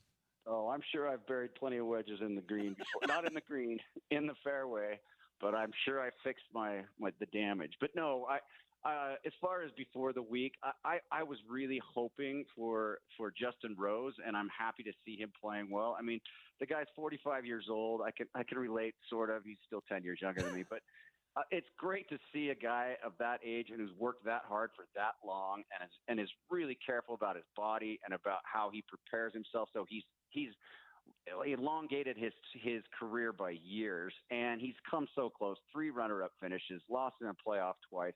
I would love to see him come through, and he has hit some really good shots today. So make no mistake, I think he'll be there for the weekend. that was my hope. And then I love to see Rory play well. I think he's good for the tour, and he's the closest thing we have to a superstar that gets the casual golf fan interested. And so, and then I thought Xander Schauffele had a real good chance. He finally came off a really poor year last year, recovering from an injury, and he looked to have been making progress. We'll see. He's on the leaderboard, but he's super early in his round today, so we'll see how he finishes up. But those were my three. And it's always easy to pick Scotty Scheffler. He's as close as we had to this generation. He's not having a great day today, though. He's +1 through 13. He's only -1 for the tournament. It looks like the damn Ryder Cup right now, John. Rory at 6 under, exactly. Tyrell Hatton at 5 under, and Justin Rose at 5 under. That's like the leaders of the European Ryder Cup. Well, and Sam Burns was also on the Ryder Cup team for the U.S. So was Wyndham Clark and Patrick Reed. He's Captain America when he's not at LIV. He'll be on the next Ryder Cup team. So, and Brooks Koepka. I mean, it really is. This is going to be one of those major league shootouts. It's not going to be some guy who has held it together for 3 rounds and let's see if he can finish it off and win his first major. These are heavyweights going at it over the weekend. It's going to be really fun to watch. Do you worry at all about Scheffler, or do you think he's still in the mix at 1 under? No, he'll be in the mix. He hit a poor shot into 15 and made a bogey there. I'm still trying to figure out why he tried to hit that green with a driving iron from 270 yards. But he's so good that he'll get on one of his little runs where he hits it to 5 feet a few holes in a row and then make some of those putts. I watched a lot of his round this morning and he looks very solid. The only thing missing he's driving it better than he normally does, and his irons aren't as good as they normally are. So I think if he could just figure out those irons, because his strokes proximity to the hole is way better than anyone on tour, and he's not showing that yet. But his driving is really good. So once he figures those irons out, he can make some birdies pretty quickly. By the way, just one more thing are we past the golden age of Spieth and Thomas? It feels like Spieth and Thomas are no longer real. I know they're still good golfers, but it doesn't feel like these two guys were what they were 5 or 6 years ago. Well, I think Thomas is a result of injury. He's still working through his surgery from last year. So I'm not prepared to close the book on him yet. Way too much talent. And then Jordan is playing actually really well. Last I looked before I came on with you, I think he was 2 under par and hanging in there. He's kind of scraping around a little bit here and there, but he's making those Jordan Spieth up and down, those saves that we've used to see when he was winning majors. So no, I'm not ready to write him off. He's too young. I mean, what is he, 31 or 2? I mean, these guys can play well in their primes all the way through their 30s. So no, golf is so cyclical and it's so up and down. And just when you think you have it, you don't. And just when you think you'll never want to play again, you go out and shoot 5 under par and you can't figure it out. So Spieth, by the way, even par today, even for the tournament, is where he's at through 15. Last thing. Certainly with a striking distance at that number. Yeah, well, yeah, but you better make a birdie or two, because it looks like that these guys, Rory might go low. I mean, he's at 6 under right now and he's just underway. So he might be at 10 under, and then you don't want to be 10 shots back heading to the weekend. So last thing, the old guys the other day got up and they made a little bit of a statement. Tom Watson, Jack Nicklaus, Gary Player, after hitting their ceremonial shots the other day, they want golf ball technology to get rolled back. Should golf ball technology get rolled back, John? No. I just think that if that were supposed to have happened, if that were the right move, that should have happened about 15 years ago. I think it's too late for that. Now, will Augusta National introduce their own golf ball? So when you come and play the Masters, you play a rollback golf ball? Maybe. And if they do that and it becomes a successful kind of operation, well, then it might spread. But I think part of the fun and part of the appeal of golf is that we get to play some of the same golf courses they play. Obviously not Augusta unless you're super lucky.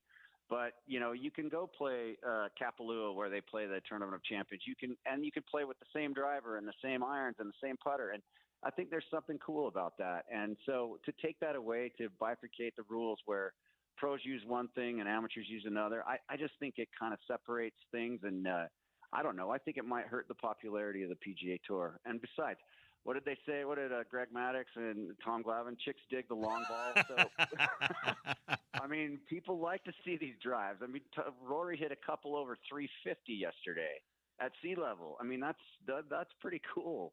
Now, luckily, Augusta National has the room and the money to buy the room to lengthen the golf course, which they have over the years. They're up over 7,600 yards now. So, I mean, if it keeps going this direction, I think we might have to roll back the golf ball. But wait till you see the new golf course that Tiger designed up in Park City, Marcella. That's going to be over 8,000 yards just for that very reason. Who gets the green jacket put on their shoulders on Saturday or Sunday? I'm going to go with the sentimental Justin Rose. Okay. I think the smart pick is Rory. He looks awfully tough right now. Fair enough. There you go. John Wright with us, presented by our friends at You Went to Golf. Johnny, great catching up with you. We'll talk to you soon. Go hit it well this afternoon. You too, Bill. Let's go play. Let's do it. John Wright with us here on the Sean O'Connell Show today as we broadcast live from our Broadway Media Studios here in downtown Salt Lake City. We'll have another leaderboard update for you in a bit, but right now, Rory McIlroy, your leader, through 2 holes, 1 under today, 6 under for the tournament, 1-shot lead over Tyrrell Hatton, his buddy Justin Rose, and Sam Burns, who are all at 5 under par. The transfer portal has been open now for 3.5, almost 4 days in college basketball, and it is chaotic. We're going to talk a little bit about that and more with Casey Jacobson joining us next, Fox Sports college basketball analyst on the Sean O'Connell Show on ESPN 700 and 92.1 FM.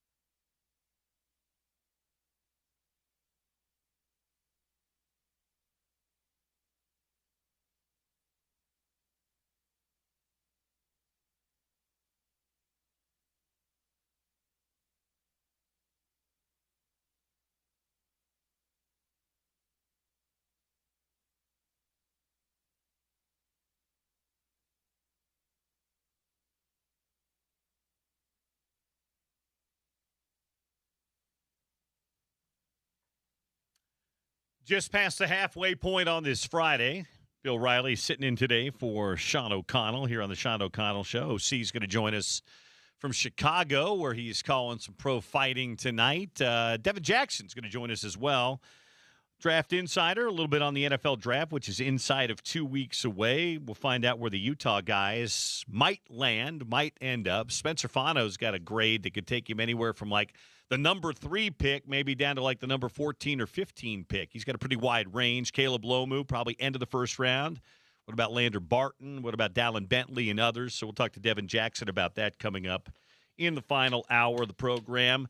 The transfer portal is utter chaos right now. It's insanity. It opened up on Tuesday, day after the national championship that Michigan won. And there are now more than 2,500 names in the transfer portal. 2,500 names in like 4 days. It's insane.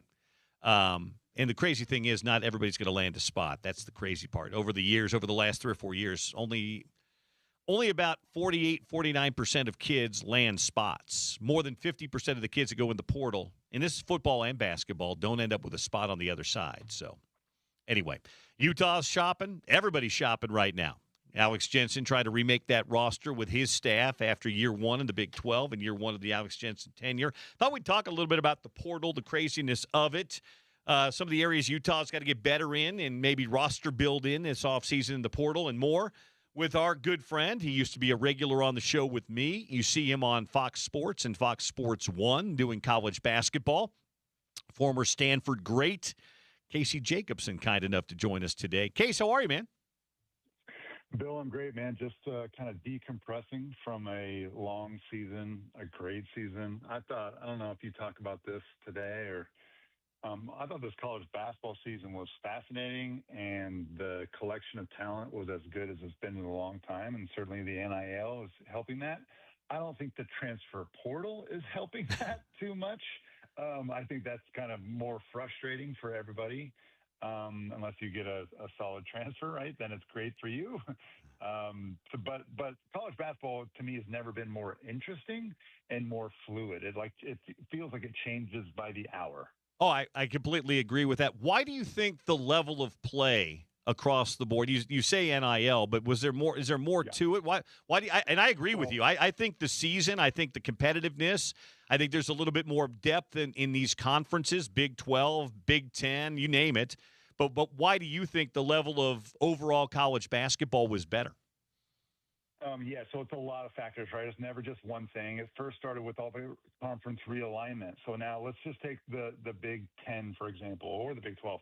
The Big 10 has now become like a super conference. I mean, the addition of UCLA, USC, Washington, and Oregon, I'm not going to speak for the football side of it, which has been massive. Those are massive football brands. But basketball, those are great basketball brands with really good coaches. Eric Musselman, Mick Cronin, Dana Altman coming over to an already good Big Ten that has Tom Izzo and Matt Painter and Brad Underwood. And it's now a super conference. So like following the Big Ten is just more interesting. There's more good teams, more good players. So that's number one. Number two is definitely the NIL. What specifically do I mean by that? It's not just like, people are allowed to pay money. It's now how much they are spending. Bill, I would say that college basketball is the second best professional basketball league in the world. I really believe that. Now, it's crazy to say, but I really believe that. I played in Europe. I played in the highest division in Europe. It's called EuroLeague. And while EuroLeague is a really high-end league, we're talking men, like, 30, 35-year-old, like real pros out there. I would put where college basketball is now, it's a younger version of that. And so where European players specifically, and we saw this with Illinois, who most of their roster was international players. International players normally they grow up in their academy, or they develop in Spain or Italy or Greece or Turkey, and they stay in Europe because they get great training and they get paid from an early age. It can be 16 and 17 years old, 18 years old. They're getting paid. Now, sometimes it's not an exorbitant amount of money until they really hit the big time. Those players would never, like a Luka Doncic who grew up in the Real Madrid system, those players would never consider coming to college basketball to play for no money. Like the exposure just isn't, that's not enough for them. So they would stay in their homeland, and then when they were draft eligible, they would get drafted by an NBA team and either come over or stay for a couple of years and then come over later, right? You know all this whole process. Yeah. Well, now all of these players are like, oh, I can make $1 million or $500,000, whatever it is, whatever the number is, $500,000 a year, $1 million a year to go play in college for 1 or 2 seasons. That's a no-brainer because that honestly is more than a lot of those players are making in their hometowns or whatever countries that they're playing in.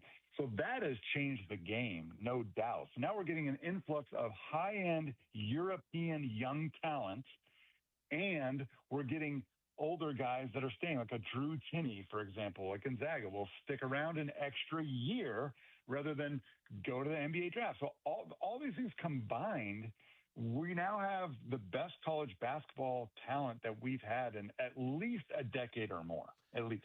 Is there? I said this year that I thought Arizona had the perfect model for this era of college basketball. Tommy Lloyd had some core guys that had been in his program for 2 or 3 years. That's a core guy now, 2 or 3 years. He had some really nice transfers, and then he had a great influx of good young freshman talent. Now, they didn't win it. I get that. But I thought that kind of recipe was the right recipe. It's kind of a mix of everything, and he blended it well till he ran into the buzzsaw that was Michigan in the national semifinals.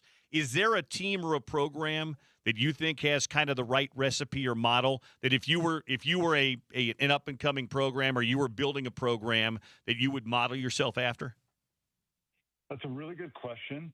So let me just start by saying I respectfully disagree a little bit with what you said.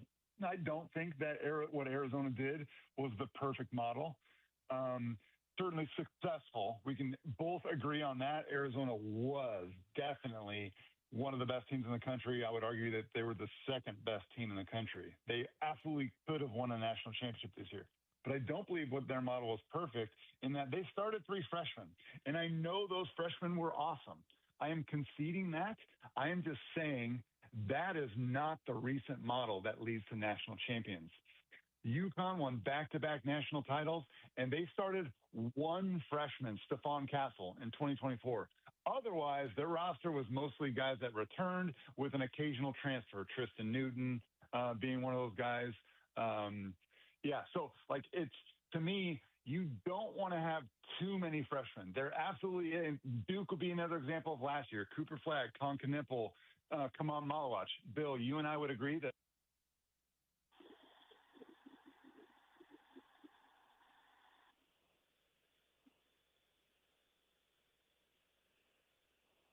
ago, but they lost in the Final Four to an older Houston team. So that's where I would disagree. I think there is such a thing as being too young in today's college basketball world.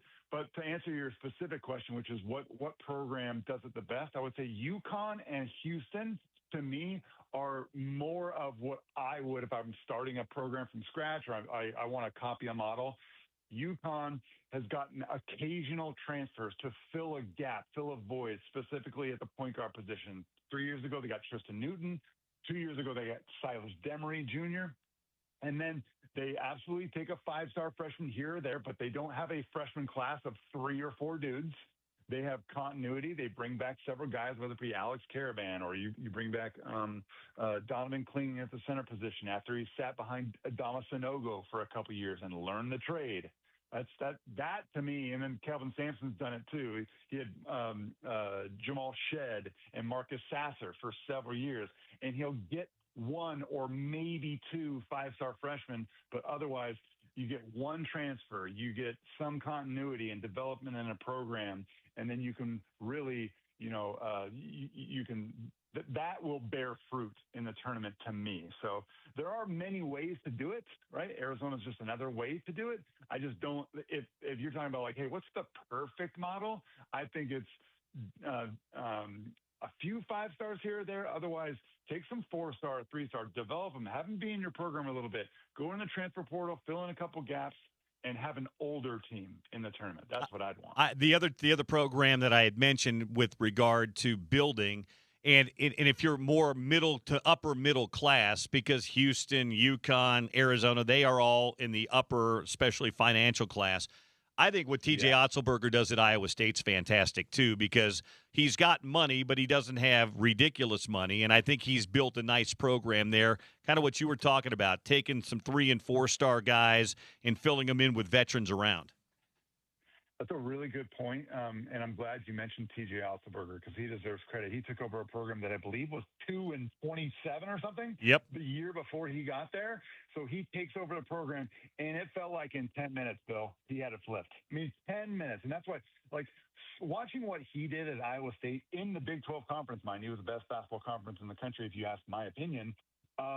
To do that in 1 year almost is like unfair because now like anybody else hires a new coach and you're like, hey, what can you do in 1 year, right? TJ Otzelberger did it down the street. Why can't you do it? Why can't he do it, right? So it's a little bit wild. But the one thing I'll add with TJ, and you brought up, TJ not only is tough and builds a real culture, they have a system. They have an identity, which is also what the two programs that I mentioned, Bill, UConn and Houston, those teams have systems. UConn has an offensive system that is very unique to them. They're very deliberate. They have a lot of motion sets. They don't play a lot of one-on-one basketball. The ball moves side to side, and they use all 5 guys on the floor. They're an offensive thing of beauty. Houston is a defensive identity program. And I would say Iowa State is as well. Iowa State is a no-middle, man-to-man defense. They don't let the ball in the middle. They funnel to the sideline. They're aggressive in traps, on-ball and off-ball trapping. They trap out of the post. They want to turn you over. And so you can TJ Otzelberger doesn't necessarily need 5-star talent. Like he'd like it, but he doesn't really need it to implement his system to turn you over and to create easy baskets. And that's what I think. I think he's one of the top 10 coaches in the sport because of the culture he can build and the system that he's really perfected. Casey Jacobson, Fox Sports, with us for a couple of more minutes here on the Sean O'Connell Show. Let's bring it closer to home. Year one for Utah basketball wasn't what Alex Jensen and his staff wanted it to be. They've got a running start and a much better idea of what it takes now to be competitive and what they need from a talent standpoint. You saw Utah a couple of different times this year in person and certainly probably on television as well. So you tell me, if you're looking from year one to year two, where does Wes Wilcox and Alex Jensen go as they go to retool this roster in the portal? Well, it almost feels like a complete rebuild to me. Like I just talked about, Bill, if I close my eyes and I think of a program or a coach, I just have to say, like, the question is, what do I see in my mind? What kind of identity do they have? Or what are they trying to do? And if you close your eyes and you think about Utah right now, I don't know what they want to be. I don't know if they want to be a great offensive team or a great defensive team. Certainly last year's team was much more offensive oriented. They could score. They needed to score to make games competitive or to win. But then they get into the Big 12 conference and they couldn't guard. They couldn't guard anybody. And they went 2-16 in conference. And I did 2 of their games this year, watched many, many more. They could never, it felt like they could never get stops when they needed to. Also, interior wise, I thought they missed out on everything. I'll give Keanu Dawes some credit because at 6'9", Keanu Dawes he was a very versatile big that was asked to be a power forward and a center at times, and I thought he did it well, but he just needed help, man. They didn't. And in the Big 12, you got to be rugged. You got to be able to protect the rim to even compete. Even BYU's roster was more talented, and I thought, on paper, should have been better, and they got swallowed up. They couldn't guard. BYU couldn't guard me, and I'm 45 years old, washed up, Bill. I'm only good in the corner, spot-up corner shooter. Otherwise, I'm useless. So if you're in this Big 12 conference, if you're not big and you're not physical, those are prerequisites.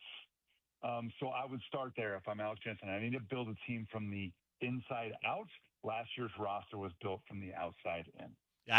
Wes Wilcox was on my podcast probably a month and a half ago, and he said, the one thing that we know is we have to be bigger and more physical. There's no doubt about that. they didn't have a point guard. You say build from the inside out. Would you say the physicality, front court, rim protection, athletic wings? They certainly need a more of a kind of a floor leader point guard. But if you were putting together kind of that shopping list, wish list, where would you start for Utah? Yeah, so I will start with center and a point guard. They're the two most important positions in basketball in general, but certainly in college basketball. I think, to me, wings are way down the list, and that's coming from a former. I am a wing. I'm a guard. I'm a wing. I'm a shooting guard.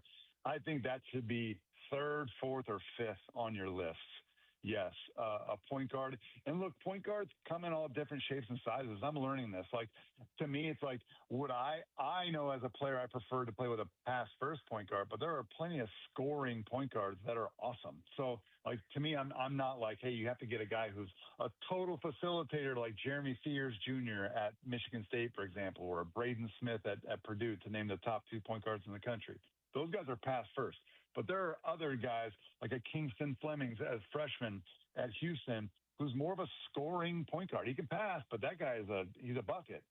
And so I'm okay with either style, but you definitely want a point guard that can handle the ball and make good decisions. If you have a point guard that can't make good decisions, then you're behind the 8 ball. Also, I would prefer size. I just would. Like, Braden Smith isn't very big, okay, but he's an exception to the rule. Braden Smith at Purdue is an anomaly. He's like whoa, where did that guy come from? Most of the time, you want a guy who's got some sturdiness to him and who can guard on the defensive end. Especially if you want to be a defensive team, it must start with defense.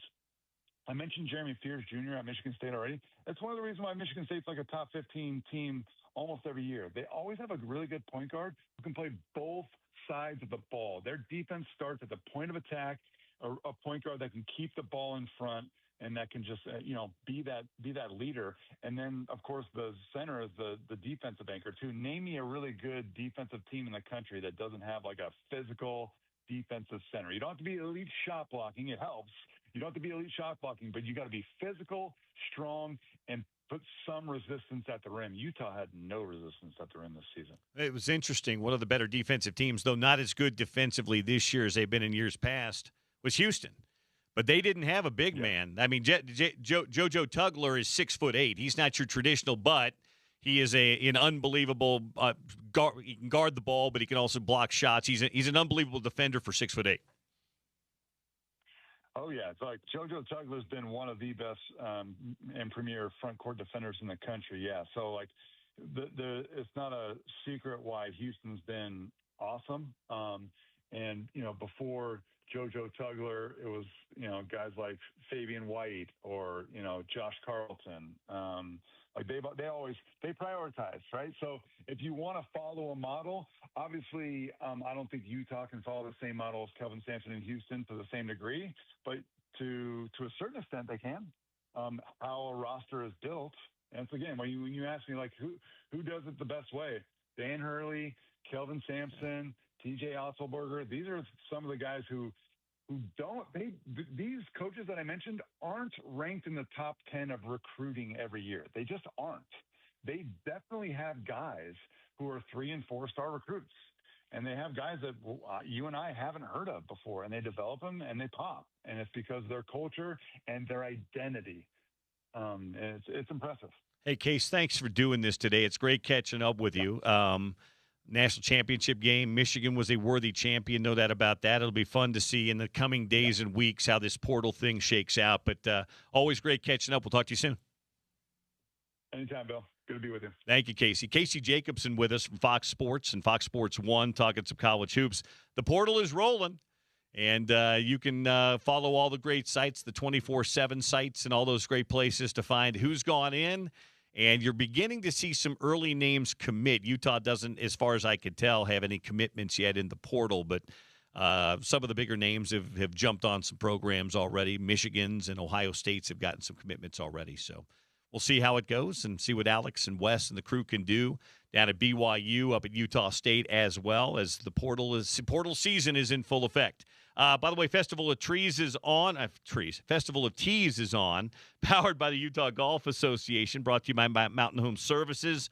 ESPN 700 giving away rounds of golf to the best courses in the state and beyond. We already gave away one round to Glendale today. We'll give away another round coming up in the next hour. More ahead, Sean O'Connell's going to join us from Chicago, and Devin Jackson to talk some draft.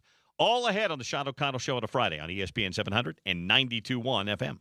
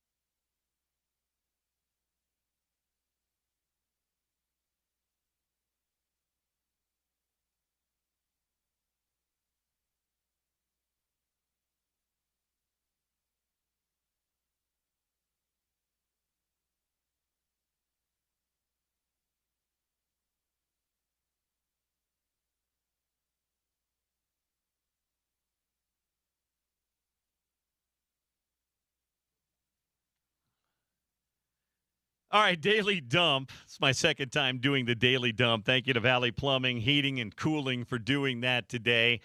Some news headlines today on the old Daily Dump. Jazz home finale against the Grizzlies tonight at 7. K-Jazz will have it. The long and painful season is finally coming to an end, at least at home. It's not the season itself. It's not quite over yet, but the last time you'll have to pay money to see this inferior Jazz product is tonight at the Delta Center. And, of course, then the offseason coming up. It's intriguing with the moves that they made, especially the Jaren Jackson Jr. move, to see what could be in the offseason, and obviously the lottery too. But as of right now, the Jazz finale is tonight, 7 downtown at the Delta Center. By the way, the Miami Heat have, speaking of the NBA, have waived Terry Rozier. Terry Rozier has he's been a bit of a dumpster fire, the gambling allegations and everything else. Yeah. He is no longer a member of the Miami Heat as the Heat finish up their season. Terry Rozier has got bigger issues that he's got to deal with when it comes to his career and beyond. I mentioned this with John Wright when he joined us a few minutes ago to talk some Masters stuff. Robert McIntyre could be facing some disciplinary action after flipping off the 15th green. He did not flip off a patron. He did not flip off a playing partner or a caddy or anybody else. He apparently did a quadruple bogey and flipped off the green. Well, there's a lot of things you're not allowed to do at Augusta National, and I can assure you raising the middle finger to one of the greens is going to be one of them. I'm not sure what kind of disciplinary action he may face. I'm sure there will be some sort of public atonement and apology from Robert McIntyre because, remember, you can get in trouble by simply calling patrons fans at Augusta National. You can get banned for life, as Gary McCord did. Gary McCord, one of the most popular and famous golfing announcers of all time, made a joke one time about the greens being so fast it was like they were bikini waxed. And he was then banned. He was never able to do a Masters again for CBS. So I'm sure the middle finger in the one finger salute from Robert McIntyre toward the 15th green at Augusta National is not going to be met with smiles and chuckles. So we'll see what happens there. And one note from Major League Soccer, it's early on, but there's some talk that Neymar is looking to go to Major League Soccer the same way other notables, including Messi, have. FC Cincinnati is the potential landing spot for Neymar. At least that's what the rumors say right now. Interesting that a player of Neymar's caliber would be looking. These guys kind of get to dictate where they want to go. It's interesting that FC Cincinnati is the potential landing spot for Neymar. So there you go. That's today's Daily Dump brought to you by the folks at Valley Plumbing, Heating, and Cooling. We'll have a full leaderboard update for you coming up in just a bit, but let me just tell you right now that Augusta National is being led by one Rory McIlroy. Rory's off to a 3-under through 4-hole start today. He's at 8-under for the tournament. That gives him a 3-shot lead over his fellow countryman Justin Rose and Sam Burns of the United States, who is 5-under and even through 9. We'll keep you updated on that as we go today. 2 hours down and 1 hour to go on this Friday afternoon. Thank you for tuning in to the Sean O'Connell Show. Bill Riley filling in for Sean. I'll be back, by the way, again next Thursday as well. Sean's going to join us from Chicago coming up. We'll also have a little draft talk on the way. Devin Jackson will join us with some updates on where the local guys or guys with local ties may end up in the draft coming up in less than 2 weeks. We'll also give away some more golf as part of the Festival of Tees in the final hour of the program today. All right here on Utah's #1 sports talk, ESPN 700 and 92.1 FM.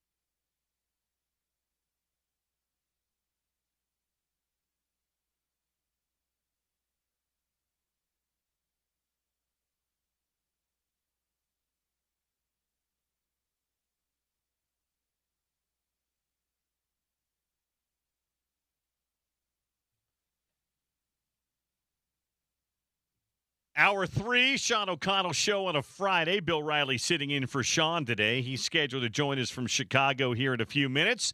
Live from the downtown Broadway Media Studios of ESPN 700. It's great to be with you today.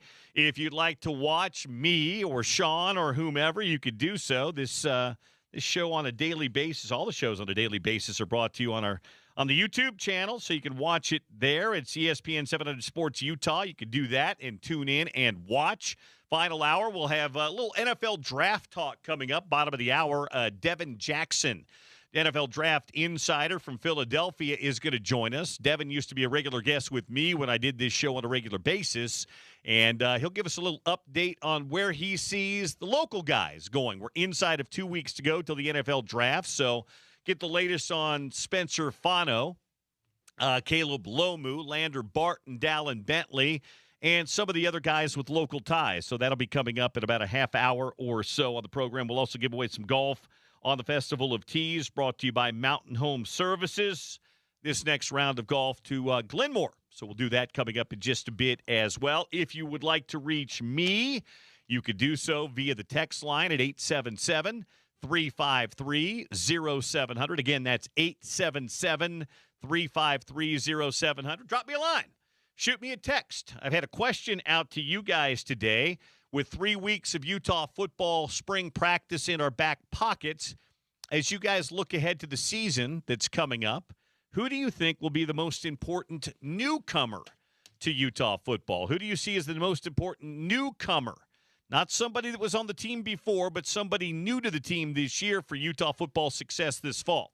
Hit me up and let me know on the text line or whatever you'd like to do. 877-353-0700. This text in from texter 3539 says, if the Mammoth win their first series, is that a great season? I don't know if you'd say great season, but it's certainly a good season, and it's a step in the right direction. They weren't a playoff team a year ago. So if you get to the playoffs, that's a step in the positive direction. And if you win a series, that's always a step in the positive direction. So, yeah, again, good, great, you use the term, but it's the right step for the Mammoth.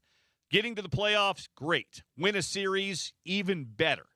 And, yeah, then we'll see what the offseason holds for the Mammoth coming up. But it's been a good year so far, and if you've gotten down to the Delta Center to watch them, it's a great product. It really is. The hockey is awesome. It's enjoy. Now, it's pricey, no doubt about it, but everything in professional sports is pricey today. But it's a great product. The team is good. The presentation is great for the Mammoth. So, yeah, it's been a lot of fun. Sean O'Connell joining us from Chicago today, where he'll be part of ESPN2's broadcast of the PFL. Main card tomorrow, Sergio Pettis and Mitch McKee, 4 o'clock on ESPN2. How are things in the Windy City today, Sean? A little chilly, but otherwise wonderful. Weigh-ins done, fighters ready, and just getting ready. How are weigh-ins today compared to when you used to do weigh-ins? They're a lot more efficient now, and most MMA fans probably know this, but they allow fighters now to weigh in the morning, as opposed to, it used to be when you saw fighters on the scale, on the stage, facing off with one another, that was the real weigh-in. So people would be, dehydrated, miserable, whatever, cranky. And I think the promotions like that because you would have, bad moods and some intense face-offs and things like that. Now, for the sake of health reasons, and it feels pretty obvious why it would be advantageous, you weigh in at 9 in the morning, and then they do a ceremonial weigh-in on the stage for the fans later in the day. So that came into effect towards the tail end of my fighting career. And let me tell you, it is a lot better because instead of being dehydrated for most of the day on weigh-in day, you just dehydrate overnight, early in the morning, and then you have a lot more time. You have another, 8-12 hours to rehydrate, get yourself ready for actual competition. That was never you, though, by the way. Or maybe it was, and you just put a happy face on, but you were never grumpy or angry or any of that stuff. And if you were, you didn't show it. I didn't cut nearly as much weight as a lot of guys did, so I was not in any kind of trouble, and I could at least put on a good game face and goof around at weigh-ins. Where do they keep you guys? Where's the event being taking place in Chicago? So we're at the Wintrust Arena in Chicago, which is on the campus of DePaul University. Yeah. But we're staying right downtown, so we're right by the Riverwalk and just right in the heart of it, and that's always great when you're in Chicago. It's the best. Chicago is America's friendliest big city, as long as you stay in the nicer areas, and it's very walkable and a lot of things going on. And spring in Chicago is hit and miss, but it's mostly hit. Yeah, I mean it's cool today, but it's not raining or anything. At least right now, knock on wood. And, there's a Cubs game, so we're headed to Wrigley right now. Excellent. So, yeah, you'll get to see a little afternoon baseball, and then tomorrow night, tomorrow afternoon, call the fights on ESPN 2. All right. Media was allowed in yesterday to watch a little football practice, so Morgan Scalley kind of threw a little carrot out there for the media, got to see a little something, and I've had a chance to talk to coaches and see a little practice this spring, too. I threw a question out today. Newcomer, Sean.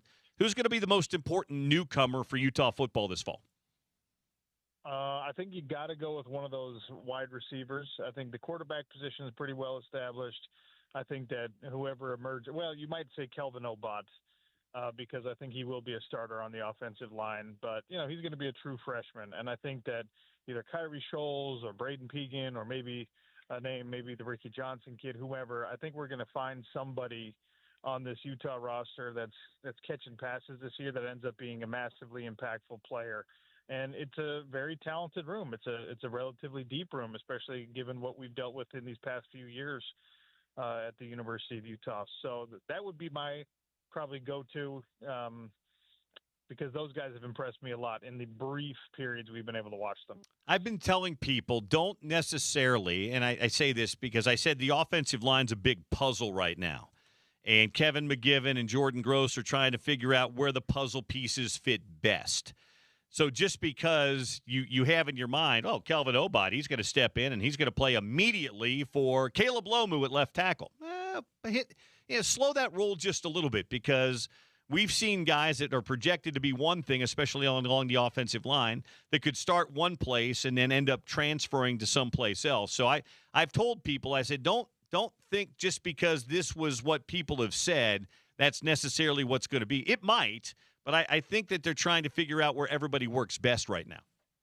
Yeah, I think you're absolutely right. And if you look at a lot of the offensive linemen, especially the tackle bodies that have played early in their careers at the University of Utah, most of those guys have flirted with different positions. They've moved around, and you find the best fit. We saw that with Zane Beadles. You saw that with John Cullen when he was on this roster.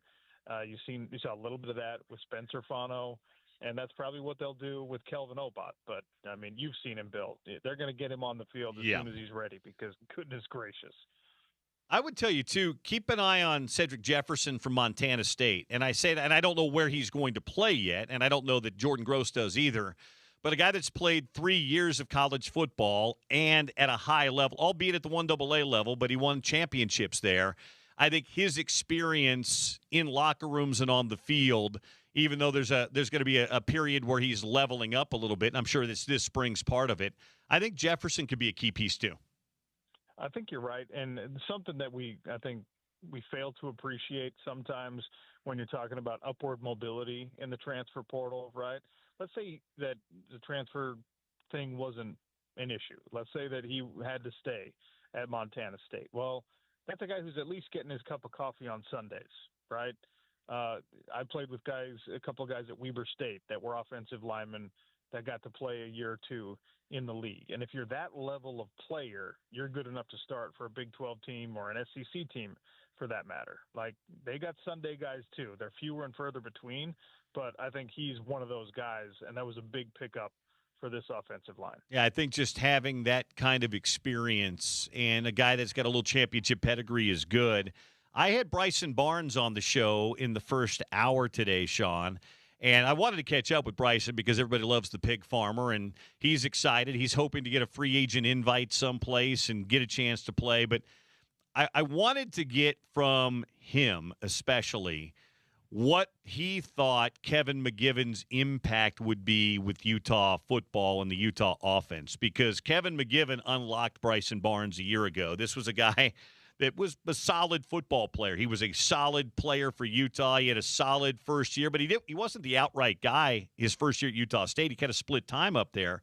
But last year, Kevin McGivern found a way to unlock him to where he was a 2,500-yard passer and a 700-yard rusher, and he was an all-conference caliber player at there. He just thinks that Kevin McGivern is going to take what he did at Utah State and take it to another level with the level of talent that he's got with Ficklin and Dampier and the receivers and the line. He just thinks that McGivern's going to do really good things. I agree, and you got to remember Kevin McGivern, when you take back to his Weber State days, he developed a couple of NFL players at a Weber State program that this is before they were a real powerhouse, right? And he continued that at every level he's been at. Now he's got the best raw talent, the best raw material he's ever had in his career to work with. And I've always been a believer that if you can do more with less, you can do even more with more. And that's what Kevin McGivern's going to be tasked to do. He's got an incredible amount of talent. The experience of getting all those guys together, firing on all cylinders, cohesive as an offense, is really the thing that is going to take a little bit of time. And hopefully, they have enough of it, because you get 15 practices in spring. They'll have the summer program where the coaches don't get to be involved. And then, they got 2 weeks in the fall to really dial it in before you're doing install and game prep. So the timeline is the only thing I worry about with Kevin McGivern. His knowledge of the game, his talent, his scheme, not worried about that. It's just the time. We've talked so much, Sean, this spring and this offseason about the new offense and McGivern coming in, Chad Bumpus coming back, things like that. I don't really feel like a lot of people have talked much defensively. What's your read on this defense? I know you had Colton Swan on last week, and I've talked to Colton as well on my podcast, but I'm just, there aren't a lot of big names. There aren't the Lander Bartons necessarily. There aren't the some of the names, a Logan Fano. We've got a couple. I mean, there's some guys coming back, but I kind of feel like defense hasn't been talked quite about as much as the offense has this offseason. Is that just simply in your mind because people believe, hey, rinse, wash, repeat, Utah defense? Or what's your read on the defense this offseason? Well, I think people might feel that way. I think it's far from guaranteed. Now, you look at it and you say, well, our head coach is the guy who was coordinating this defense last year, and he trusts Colton Swan to take over, so we think everything's going to be fine there. You've just gotten used to the idea that Utah football's defense is always going to be good no matter what happens, and I think they will be. I think it's going to look a little bit different, though. I think it's going to be more of a by-committee thing because of what you just mentioned. There's not the obvious big stars. There's not the obvious, like, hey, he's definitely going to be an NFL guy on this roster right now, at least on the defensive side of the ball. And that could be a good thing. That could be a bad thing. And I mean, Jay Hill did some really wonderful things with the BYU roster that didn't have, any mega stars a couple years ago. And Colton Swan is going to be hyper aggressive. He already is being hyper aggressive. You heard Bird Ficklin kind of jokingly complaining about it at practice after practice the other day. He's just like, man, he doesn't make it easy on us, and that's exactly what Colton Swan is. Well, it's the same thing that offensive players complained about Morgan Scalley for years, too, that, the defense might have a bad practice or by their standard, a bad practice. And then you knew the next time out, all of a sudden Morgan Scalley was raining blitzes down from everywhere. And guys were like, okay, yeah, we had a good day yesterday. We didn't have a good day today. Yeah. And that's how, look, you want that level of competition as long as you're not hurting each other. And that's another thing that I think bears repeating as many times as we can. They're practicing like hard. This is a very, very physical program right now, and they're establishing that tone and that expectation by reducing the amount of thud periods and saying, look, dial it in right now, go full speed. You're not going to get hurt if you're going full speed and he's going full speed. Let's get these good practice reps in, get ready for games, and earn yourself a spot. And I love the way that's the way that Morgan is running this program right now. I know it's way too early. We're sitting here in mid-April, but I'm going to say it to you. I've said it on my podcast. I think Jackson Benny is a superstar in the making right now for Utah football. I think Jackson Benny has a huge year this year for the Utah defense. I hope they keep him mostly on defense. Oh, yeah. You know, I love the versatility of a player like that, but just let the guy ride his instincts, ride his athleticism, and obviously the incredible coaching he's been getting and he will continue to get, and just let him be a defensive star. I think you have the offensive weapons now that you don't need to use whatever amount of speed you have anywhere you can. Just let the kid play defense and let him excel. We're going to have an NFL Draft Insider coming up here in the next segment. Devin Jackson's going to join us. Draft's less than 2 weeks away. Spencer Fano, he may be a tackle, he may be a guard, he may be a center. He's practiced and worked out at all those positions. Well, what's your read? Do you think he's a top 10 pick, top 15 pick, top 5 pick? Where do you think we see Spencer go?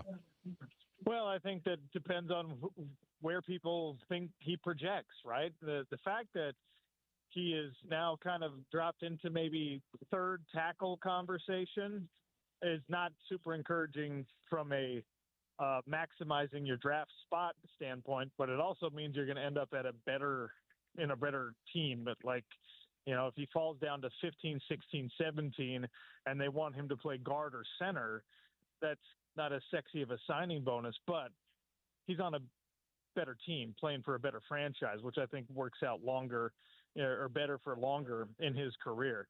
I think, you know, you don't see it a ton in the NFL, but you might see him play multiple positions in the NFL because of that uncertainty.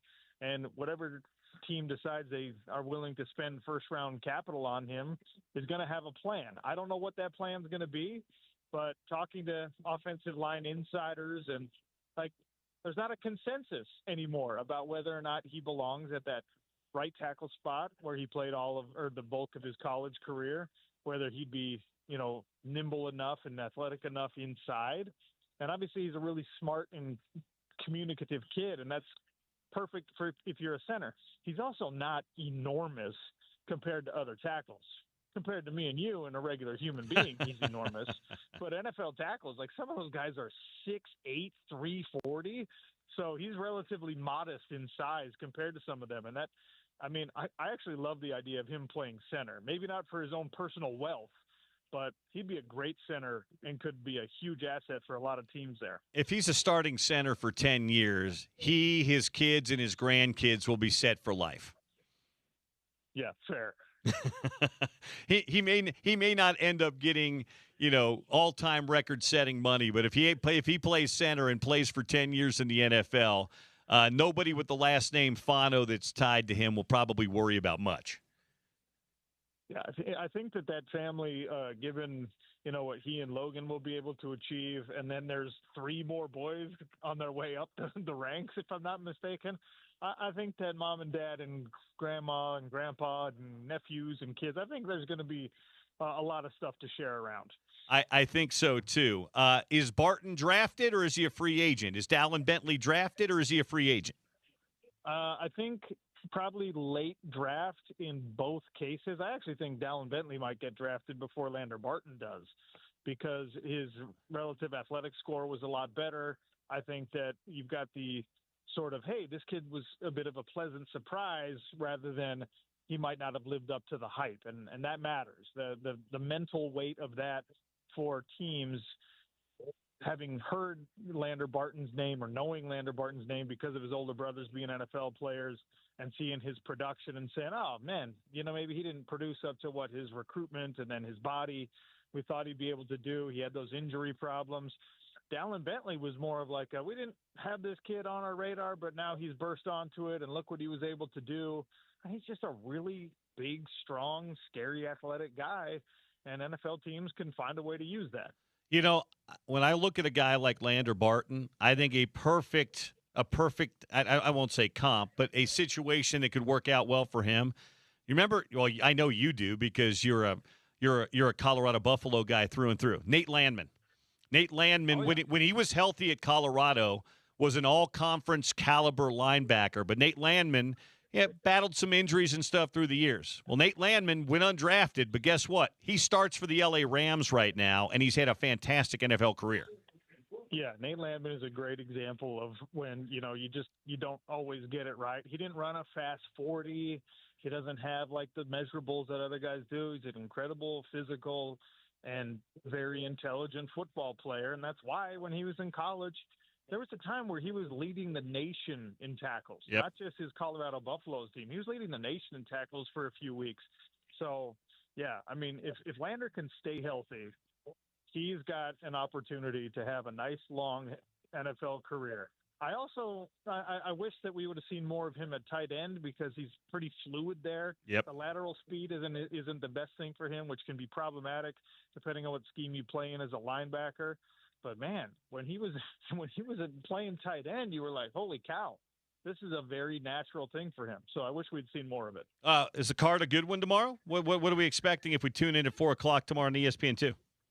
It really is an awesome card. We got a middleweight co-main event that's going to factor into the title picture. Jordan Newman is a two-time Division II national wrestling champion who's just a physical freak, going up against a guy named Josh Silveira, who's the son of one of the foundational legends of mixed martial arts in America. His dad, Conan Silveira, established American Top Team, which is now the best gym in the sport in the world.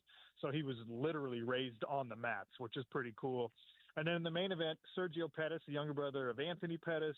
The Pettis brothers have been big stars. They're some of the most dynamic strikers you're going to find in the game. And the winner of that, when he takes on Mitch McKee, who's a former University of Minnesota All-American wrestler, winner of that will be fighting for the Bantamweight Championship next time we see them. Sergio, any relation to former Washington Husky return man Dante Pettis and Gary Pettis, his father? I only wish. And he probably does too, because he'd be a lot taller if they were related. But no, Sergio and his brother Anthony are legends here in the Midwest. They're from the Milwaukee area, and there's several fighting families, but that is like a young American modern one. And Anthony was a UFC champ. Sergio's been a Bellator champ, and now he wants PFL gold, but he's got to win a couple more fights to make it happen. All right, go enjoy Wrigleyville. I won't take too much more of your time. Thanks for letting me sit in today. Have a great call tomorrow. I'll talk to you next week.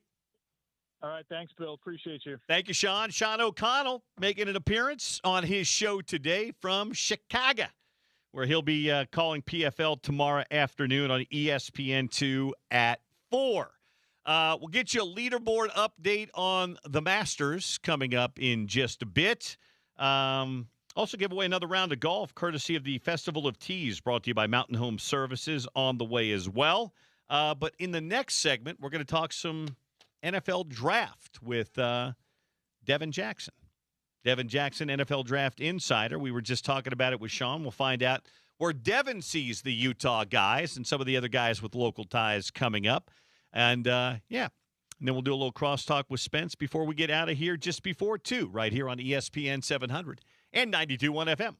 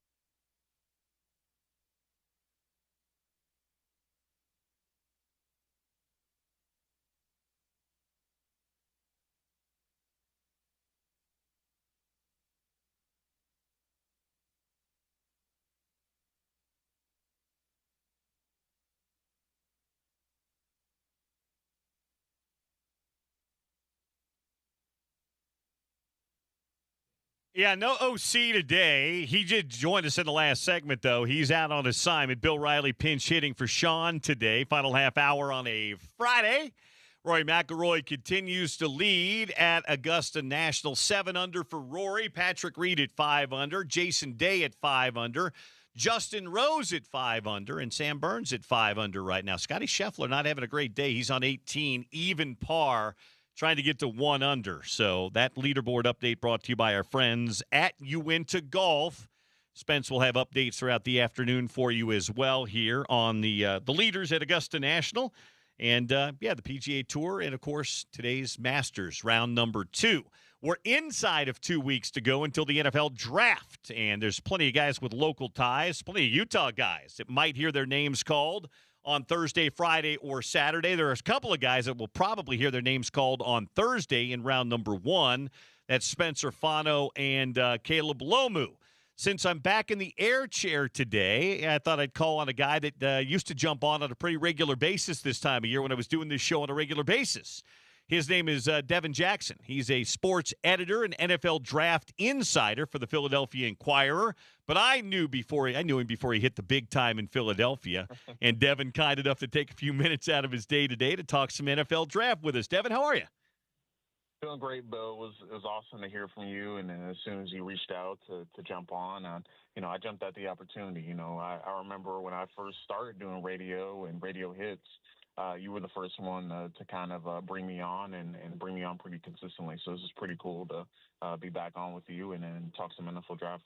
And now look at you in the city of brotherly shove and breaking down Eagles draft and NFL draft and all that good stuff. So congratulations on all your success. And again, thanks for doing this on short notice and coming on with us today. I love the NFL draft. I got to cover it many, many, many years ago when I covered the Jacksonville Jaguars in their inaugural season and all the way through 2001. So the draft is great. And it's, only the NFL, Devin, could make this into a 3-day major event where they control the news cycle as they do with everything.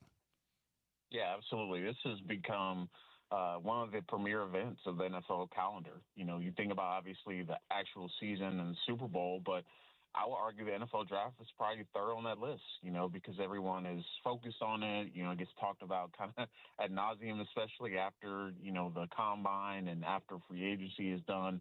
All eyes turns toward the draft. Everyone's talking about the draft this time of year. And in this draft class where there's no real consensus after the first pick, I think it's made it even more intriguing. And everyone wants to know what teams are going to be doing at the top of the draft and then what their teams are going to ultimately do. All right, we're going to get to the local guys in a minute. Let's talk about that. Everybody knows Mendoza's going to the Raiders. That there's no doubt about that. They need a quarterback. He's the best available. Probably not the best quarterback prospect we've seen in recent years, but a good quarterback and certainly probably an upgrade for the Raiders. Where do you go after that? Who are your guys after that? You've got teams that need edge rushers. Got teams that need offensive linemen. Got teams that need just good talent in general. Where do you go your next couple of picks after Mendoza? Yeah, I think the Jets at 2 gets really interesting because it feels like they're probably going to go edge there, and they have 2 intriguing options. They have David Bailey from Texas Tech, who had an outstanding season in his final season in college and in his only season with Texas Tech. You obviously have Arvo Reese, who kind of bursts on the scene as a linebacker edge hybrid. And I think the Jets have a difficult decision to make because both players are really good, but they bring very different types of roles to an NFL team. Arvo Reese, you're going to be looking at a guy that is just learning how to rush the passer. He was so natural at doing it at Ohio State, and he really relied on his instincts and athleticism. David Bailey is more of a guy that's a little bit more refined in his pass rushing approach, explosive off the ball, able to, make multiple moves and get to the quarterback pretty consistently. So I think the Jets gets really interesting at 2, and then 3 with Arizona. The Arizona Cardinals, they could go offensive line. You have Spencer Fano, you have Francis Mauanoa from Miami as 2 guys that can make sense for them, or they could go skill position or edge. You got Ruben Bain, you got David Bailey and Arvo Reese, which I just mentioned. You could go a completely different route. Maybe if you want to Caleb down. So I think the first couple picks in the first round are going to be really interesting because the Jets feel like they're going to go edge. But Arizona, you really, truly don't know where they're going to go. You go to Tennessee, it feels like they're a Jeremiah Love spot, the running back from Notre Dame, who's one of the best players in this draft class. But obviously Tennessee, they're trying to rebuild a little bit under Robert Saleh and trying to get some weapons around Cam Ward, the number one pick from last year. So they could go, offense, they could go defense and get one of those guys that weren't picked before, whether it's Bailey or Reese. And then you go to number 5 with New York, and I feel like they're all in the same kind of category. And I think you maybe start talking about Sonny Styles, the other linebacker from Ohio State, and maybe you discuss maybe they go offensive line and continue to build their offensive line for Jackson Dart, or do you add a weapon, maybe like a Carnell Tate from Ohio State? So the top 5, they could go a myriad of directions, and I really think it really depends on obviously who's on the board there. And if there's a player there that maybe they thought was going to go 2, and they end up don't, and then there's always the trade back looming too. Feels like a lot of teams want to trade back and get more resources for the 2027 draft, and which is supposed to be a little bit stronger. So it could really go a number of different ways. You kind of have to prepare for everything because there's no real consensus here. So I'm really excited to see how it all shapes out. So on the Devin Jackson big board, regardless of need or position, who are the 3 best football players? If we're just talking about ball players and you're just picking on the playground, who are your best 3 ball players in this draft? Yeah, so I mentioned 2 of them already. Sonny Styles, the linebacker from Ohio State, he's my top overall player. Okay. And when you look at a player that is 6'4", like 235, 240. And the way that he ran at the combine, he ran 4.46. The instincts he has, he's a former safety that transitioned to linebacker, and he's been one of the best, if not the best player for Ohio State's defense the last 2 years. And I feel that way even with Caleb Downs and what he did to that or brought to that defense. I've really like Sonny Styles, his instincts, his coverage ability. He rarely missed tackles. He missed 1 tackle in all of 2025, which is very hard to do at the linebacker position. And he's just so good. And I think he's going to fit the modern NFL. And I think in every draft that you have, he'd be I'd argue he's one of the best linebacker prospects we had in the last 3 or 4 years. So I'm really excited to see what he does at the NFL level. Jeremiah Love, who I mentioned, is my number 2 guy. He's just a nice blend of athleticism, speed, the ability he brings as a pass-catching back out of the backfield. You can legit put him out and run routes as a receiver in the slot. And then, of course, he also brings that pass protection ability, too. He had some nice clips this year at Notre Dame of picking up blitzers and putting them into the ground. So he's one of the better running back prospects we've seen in the last few years. I don't know if he's on the Saquon Barkley level of running back prospect, but he's really good and really up there. And then Caleb Downs is my number 3 prospect. I know I talked about David Bailey and Arvo Reese kind of going number 2 overall, but Caleb Downs, he is one of the smartest football players I've watched on film since I've been doing this. He's always in the right place at the right time. He's always making his teammates correct. The ball production isn't exactly what you would expect of a guy that's going to go that high in the first round, but in terms of instincts, reliability, tackling ability, and just being able to do multiple things for a defense, wearing multiple hats. He's been an outstanding player throughout his college career. So kind of interesting that my 3 top guys are at positions that are not exactly a premier or premium. But this speaks to the level of what this draft class is. Devin Jackson with us, NFL Draft Insider, Philadelphia Inquirer, with us here on the Sean O'Connell Show today. Bill Riley sitting in for Sean. Let's talk about the local guys. Spencer Fano, Caleb Lomu. You've got a pretty good offensive line when you have 2 guys, not 1, but 2 guys taken in the first round. That's likely to happen for Utah this year with Lomu and Fano. Spencer appears to be the higher prospect of the 2, though both are very, very good. Fano I've seen as high as number 3 to Arizona and maybe as low as 14 or 15, probably not past the middle of the first round.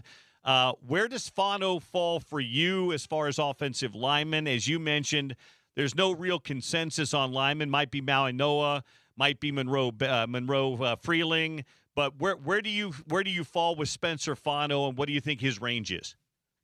Yeah, I think Fano for me is my second-rate offensive lineman in this class, regardless of position, and I think he fits the modern NFL. And I think the only reason that he's being talked about maybe middle of the first round or maybe a little bit later is because, does he stick out at tackle? I think some teams view him as kind of a guard prospect. Some have mentioned that maybe he could take center snaps, and he did so at the combine after the workouts. He asked him to do some center snaps. So I think that kind of complicates his, evaluation a little bit, just because I feel like when you think about the NFL, I think versatility is always valuable in terms of offensive linemen and taking them in the first round.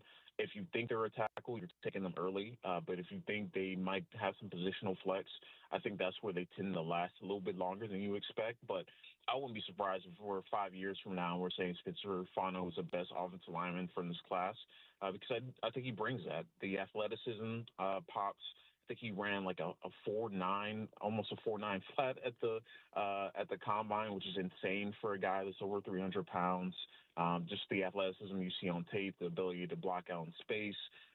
He's just has the temperament of an NFL offensive lineman, and I would expect him to not last past like the Detroit Lions at 17.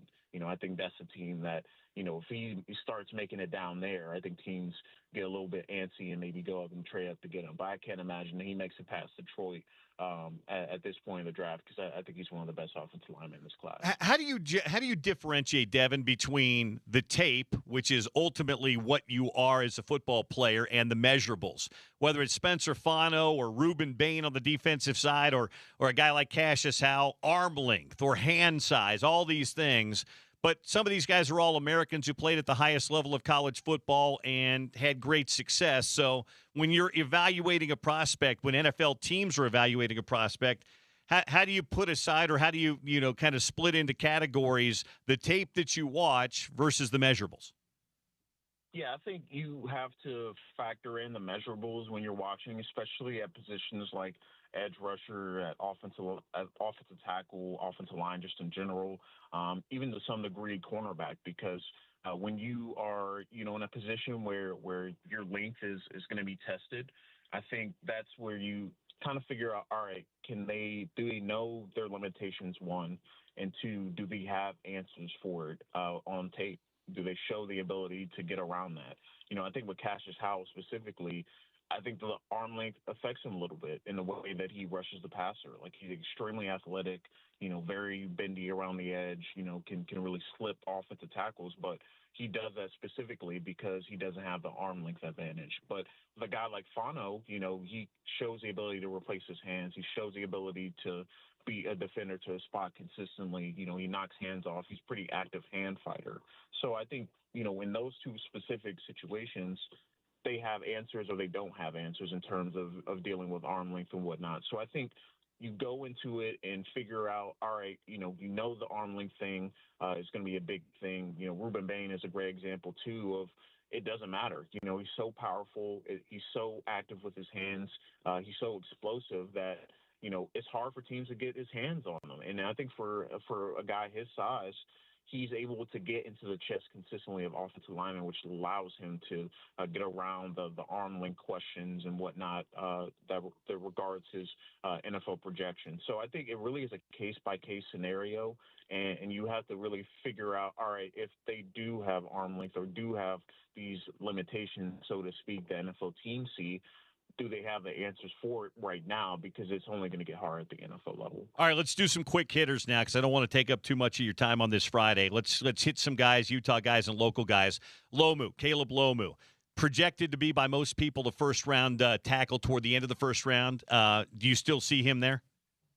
Yep. I have him right in the 20. I think he's like my 21st rated player in this class. I love the upside, and I think the NFL will love the upside too, the athleticism, the ability to mirror pass rushers. I think he just has to get stronger and continue to build out his run game profile, but I expect him to go towards the end of the first round. Guy who comes from a very athletic family and an NFL family, Lander Barton, outstanding linebacker at Utah. Where do you see Lander Barton? Yeah, I see him kind of in that day three area, like early day three, fourth, fifth round is kind of where I'm projecting him right now. I think you see the coverage ability, you see the ability to go sideline to sideline. I do think athleticism wise, there's some limitations there, but in terms of getting on an NFL roster and getting drafted, I expect him to get drafted in that fourth, fifth round range, and kind of be a depth piece in the linebacker room. Didn't have a huge year of a career of production, but had a huge senior year. Dallin Bentley at tight end. Dallin Bentley is really interesting. I saw him down at the East West Shrine Bowl earlier in the draft cycle, and he was one of the best tight ends there. So I think, again, he's like a fourth, fifth round pick. He's only been playing tight end, pretty limited amount of years because he didn't play in high school until his senior year, and it was pretty much marred by injury. Went the JUCO route and played the last couple of years at Utah, and that's where he really started to shine a little bit. But I think his best football is ahead of him. How about Jack Kelly, the BYU linebacker?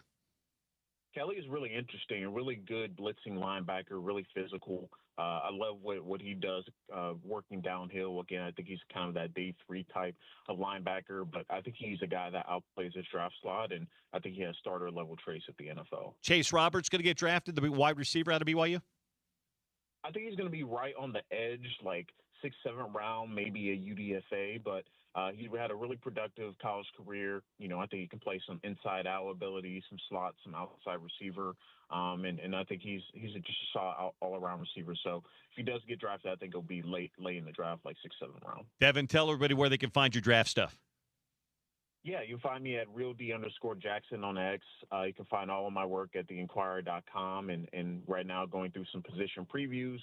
Today, tight ends went up. I think yesterday was cornerbacks, and then next week we get into edge rushers and linebackers and I believe receivers as well. So I'm excited about that, and I'll be on site for the draft as well in Pittsburgh, so I'm looking forward to being there. Well, you have fun. Thank you again for doing this. It's great to catch up. Yeah, great to catch up. Thank you so much. Thank you, Devin. Devin Jackson with us at RealD_Jackson on X is where you'll find him and all of his draft stuff. All right, before we go to break, I want to give away another round of golf. The Festival of Tees. Got a round of golf to Glenmore for you. All you got to do is text in to 877-353-0700. The name of the golfer that's going to be in trouble at the Masters for making a lewd gesture at the green. What was his name? If you know his name, text it in right now, and you'll win a free round of golf. The first one that James chooses will win a free round of golf to Glenmore as part of the Festival of Tees. Who was the golfer that made the obscene gesture at the 15th green at Augusta National? Text in his name right now to 877-353-0700, and you could win a round of golf to Glenmore as part of the Festival of Tees. We'll take a timeout. We'll come back. Spence Checketts going to come by for a little crosstalk. We'll wind it down next here on the Sean O'Connell Show on ESPN 700 and 92.1 FM.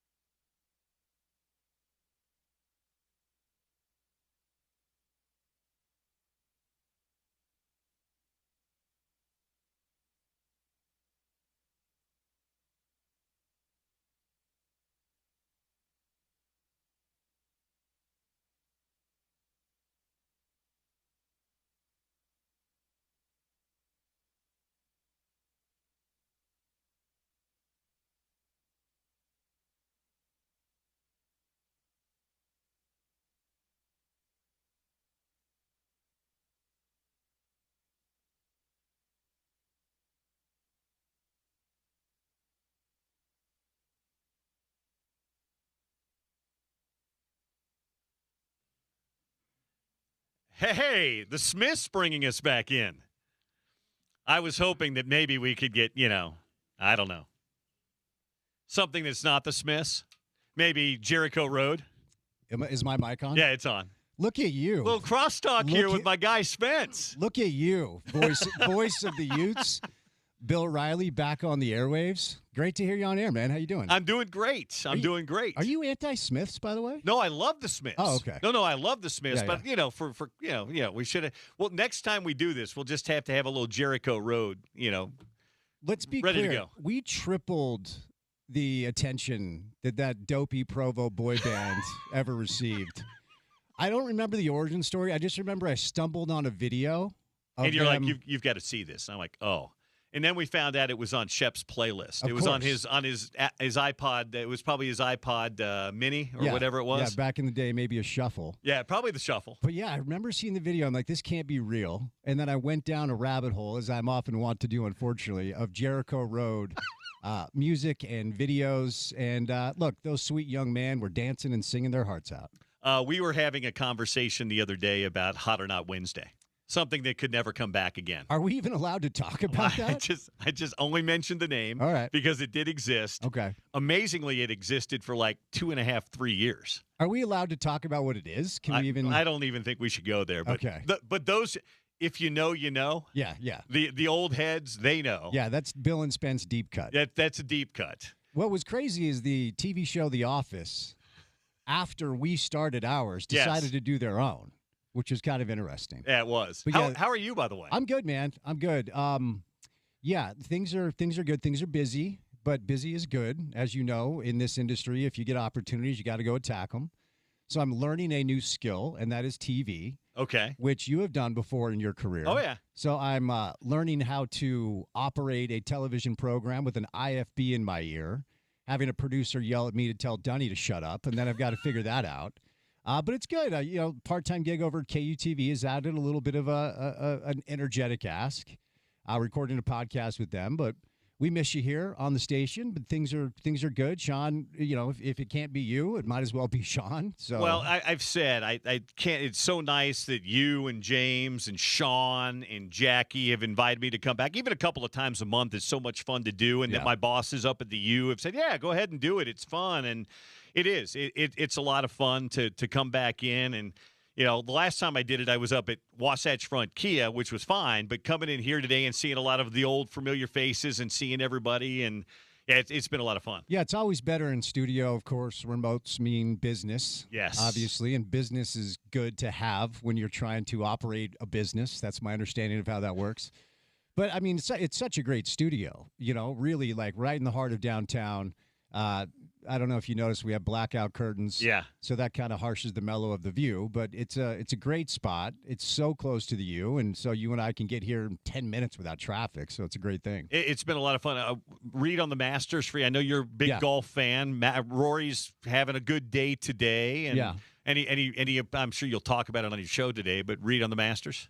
Well, I mean, I thought Rory might just run away with it because he is that good, but you've got a lot of major champions in the top 10.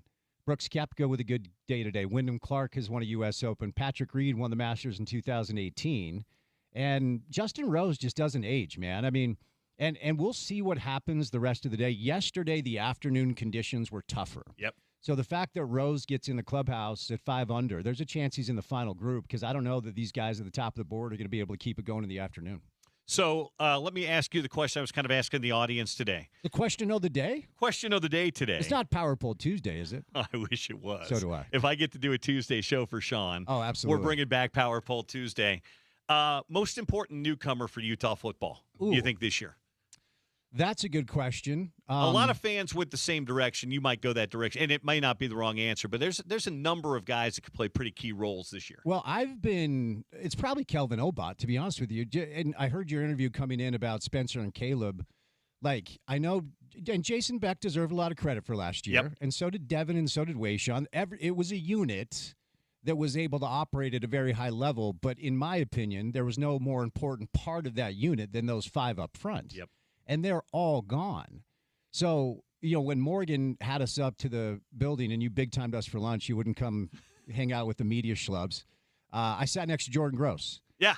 And love Jordan. It's hard not to love Jordan. Dr. Hill called him his favorite athlete that he ever worked with when he was up there. I mean, wow. Jordan Gross was an All-American, Bill, on a losing football team, right? And when you talk to him, you can see why people believe he's going to be a great, great head coach. But we talk a lot about, like, well, Morgan's got pressure because it's Witt. And Jordan's stepping in for one of the best offensive line coaches in the country. You know what I mean? And so you got to replace all 5 of those big boys up front. I haven't seen Kelvin. I know he's like the highest ranked recruit that Utah football's ever signed. And, of course, Jordan coached him. You can go a bunch of different directions, but with how paramount it's going to be to try to replicate some of the production of that O-line, I think I'll go Kelvin Obach. Yeah, I think that's a good choice. I think there's a number of guys on that offensive line that could be new faces. And I think the popular pick today among the listeners was Braden Pagan, the wide receiver. Hear a lot of good stuff about him, right? Again, played in that system with Kevin McGivern. I had Bryson Barnes on in the first hour today. He was great. Pig farmer. And he's like, Kevin's going to – he called him McG something, McLovin. I don't know what he was calling him. He said I should call him Maverick. I don't know if I will or not, but he said he's going to really do some nice things. But his favorite target was Braden Pagan last year, and he said Braden's somebody that Utah hasn't really had. He's a big guy, 6'4", who can also get behind the defense. So, well, Muhammad's only the most popular name in the world. Why don't you read a book, Bill? Let's just quote Superbad for the rest of the show. McLovin? You went McLovin? Well, my second choice was Muhammad. Why would your second choice be Muhammad? See, this is what you do. When you put a movie quote in my head, now I mean, I know we were talking Utah football. Here we go. Now I'm just thinking Superbad. Here we go. So a lot of people went with Pagan, and that might be a good choice, too. There's others across the board, but again, nothing happens in spring football. You don't win a job. What you do is you kind of get an idea, and then you get into fall camp, and that's when everybody wins their job. For sure, so, for sure. What do you got coming up on the show? Well, tonight is the Super Bowl of tanking. The Memphis Grizzlies are in town, and 12 players are out. I don't know who they're going to play. The Jazz are sitting 8 players.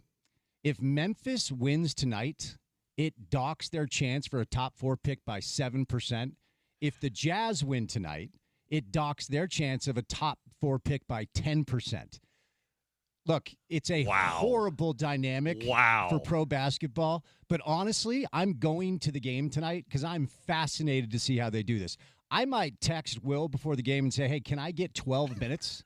He might play me. They might sign me tonight. I have no idea. It's a G League showcase tonight. Even they're going to sit G League guys. I mean, this is like, for how atrocious this is for the product. Tonight is actually somewhat fascinating. So we're going to talk a little bit about this. We got Howard Beck on. Kamrani's in studio for an hour, so we'll do a ton of college football with him. And then, we'll talk some Masters with Paul Pugmire and some NFL draft with Kalen Jones. So we'll kind of jump around all over the place. Will Jaren Jackson be torn tonight in his loyalties? I don't think so. But I just continue to offer thoughts and prayers to Yusuf Nurkic for his deviated septum that he had to have operated on. I'm just hoping our guy can recover. Watch those guys. I was at a Jazz game a week ago with a friend of mine, and they are all sitting in their street clothes doing anything but paying attention to what's going on the floor. Yeah. No, it's like they're almost some of them are almost like walking out on the floor, participating in like the half court shot and the putt for money and all that stuff. Right. They're just out there. It's an atrocious look and has been. I do think this is the last year we're going to see it like this, but it's not the last year we're going to see it because this is the incentive structure of pro basketball. And until they change it, we're going to see something like it. And we have seen something like it for like 30 years, but this is 10 teams in this league have been unserious for 2 months. That's next level. I wish somehow, some way, we could hold some sort of a seance and contact David Stern. Oh, yeah. Spencer. Do you remember how he would scold me when we'd have him on the show? Spencer. I asked him if Jordan really retired or if he encouraged him to step aside because of gambling issues. And he's like, Spencer. And like, all right, you win. Somewhere in the great beyond, David Stern is just shaking his head and rolling his eyes. Yeah, and Adam Silver came up as his deputy commissioner. Correct. So you would think that he would have a little bit of a different approach, but Adam Silver's approach is this. Our business is good, so I'm going to do whatever I can to make the players happy. What does your dad think of this? Because your dad is an NBA guy through and through, and he's an old school NBA guy, but he was part of growing this game to where it is today. When he sees stuff like this and what's been happening, what does he hates it? Yeah. And to the point now where I don't know how much he watches anymore. I think he'll watch the playoffs. You know who loves it watching more than my dad is my mom these days. She had knee replacement surgery. So every time I call her, I'm like, what do you? She's like, I'm watching a game. She loved the NCAA tournament. But no, my old man hates it. And I would say anyone who has been around the league longer than 5 or 6 years understands that at times stuff like this happens. I mean, remember, David Robinson played 8 games in 1997 because there was a senior at Wake Forest named Tim Duncan. So this has happened before. But if you have a third of your league unserious about competing, this is like next level stupid, and it's beyond time they do something about it. I thought you were going to say there was a senior named Randolph Childress that everybody was angling for that also year. A very good player. Not Tim Duncan, Not Tim Duncan, though. Hey, no. I'll see you. Have a good show. I'll see you next week. Great to see you, dude. And again, great to hear you back on air. It's All awesome. right. Spence Checketts in the Drive coming up with some of our favorites, Howard Beck, Chris Camrani, and more. Thank you to James Peterson, who produced it today. Thank you to Sean O'Connell for letting me sit in here today. And thanks to you guys for listening. If you're in the mood, come up and watch a little softball this weekend. Texas Tech in town, #1 team in college softball. I'll be on the call tonight with Laurel Simmons and Sammy Miller on ESPN+. Or come on up to campus and see it. Enjoy your weekend. I'm actually going to be back next week, too. Be back next Thursday filling in for Sean. Until then, enjoy Spence, enjoy your weekend, and thanks for everything. The Drive with Spence Checketts is next here on ESPN 700 and 92.1 FM.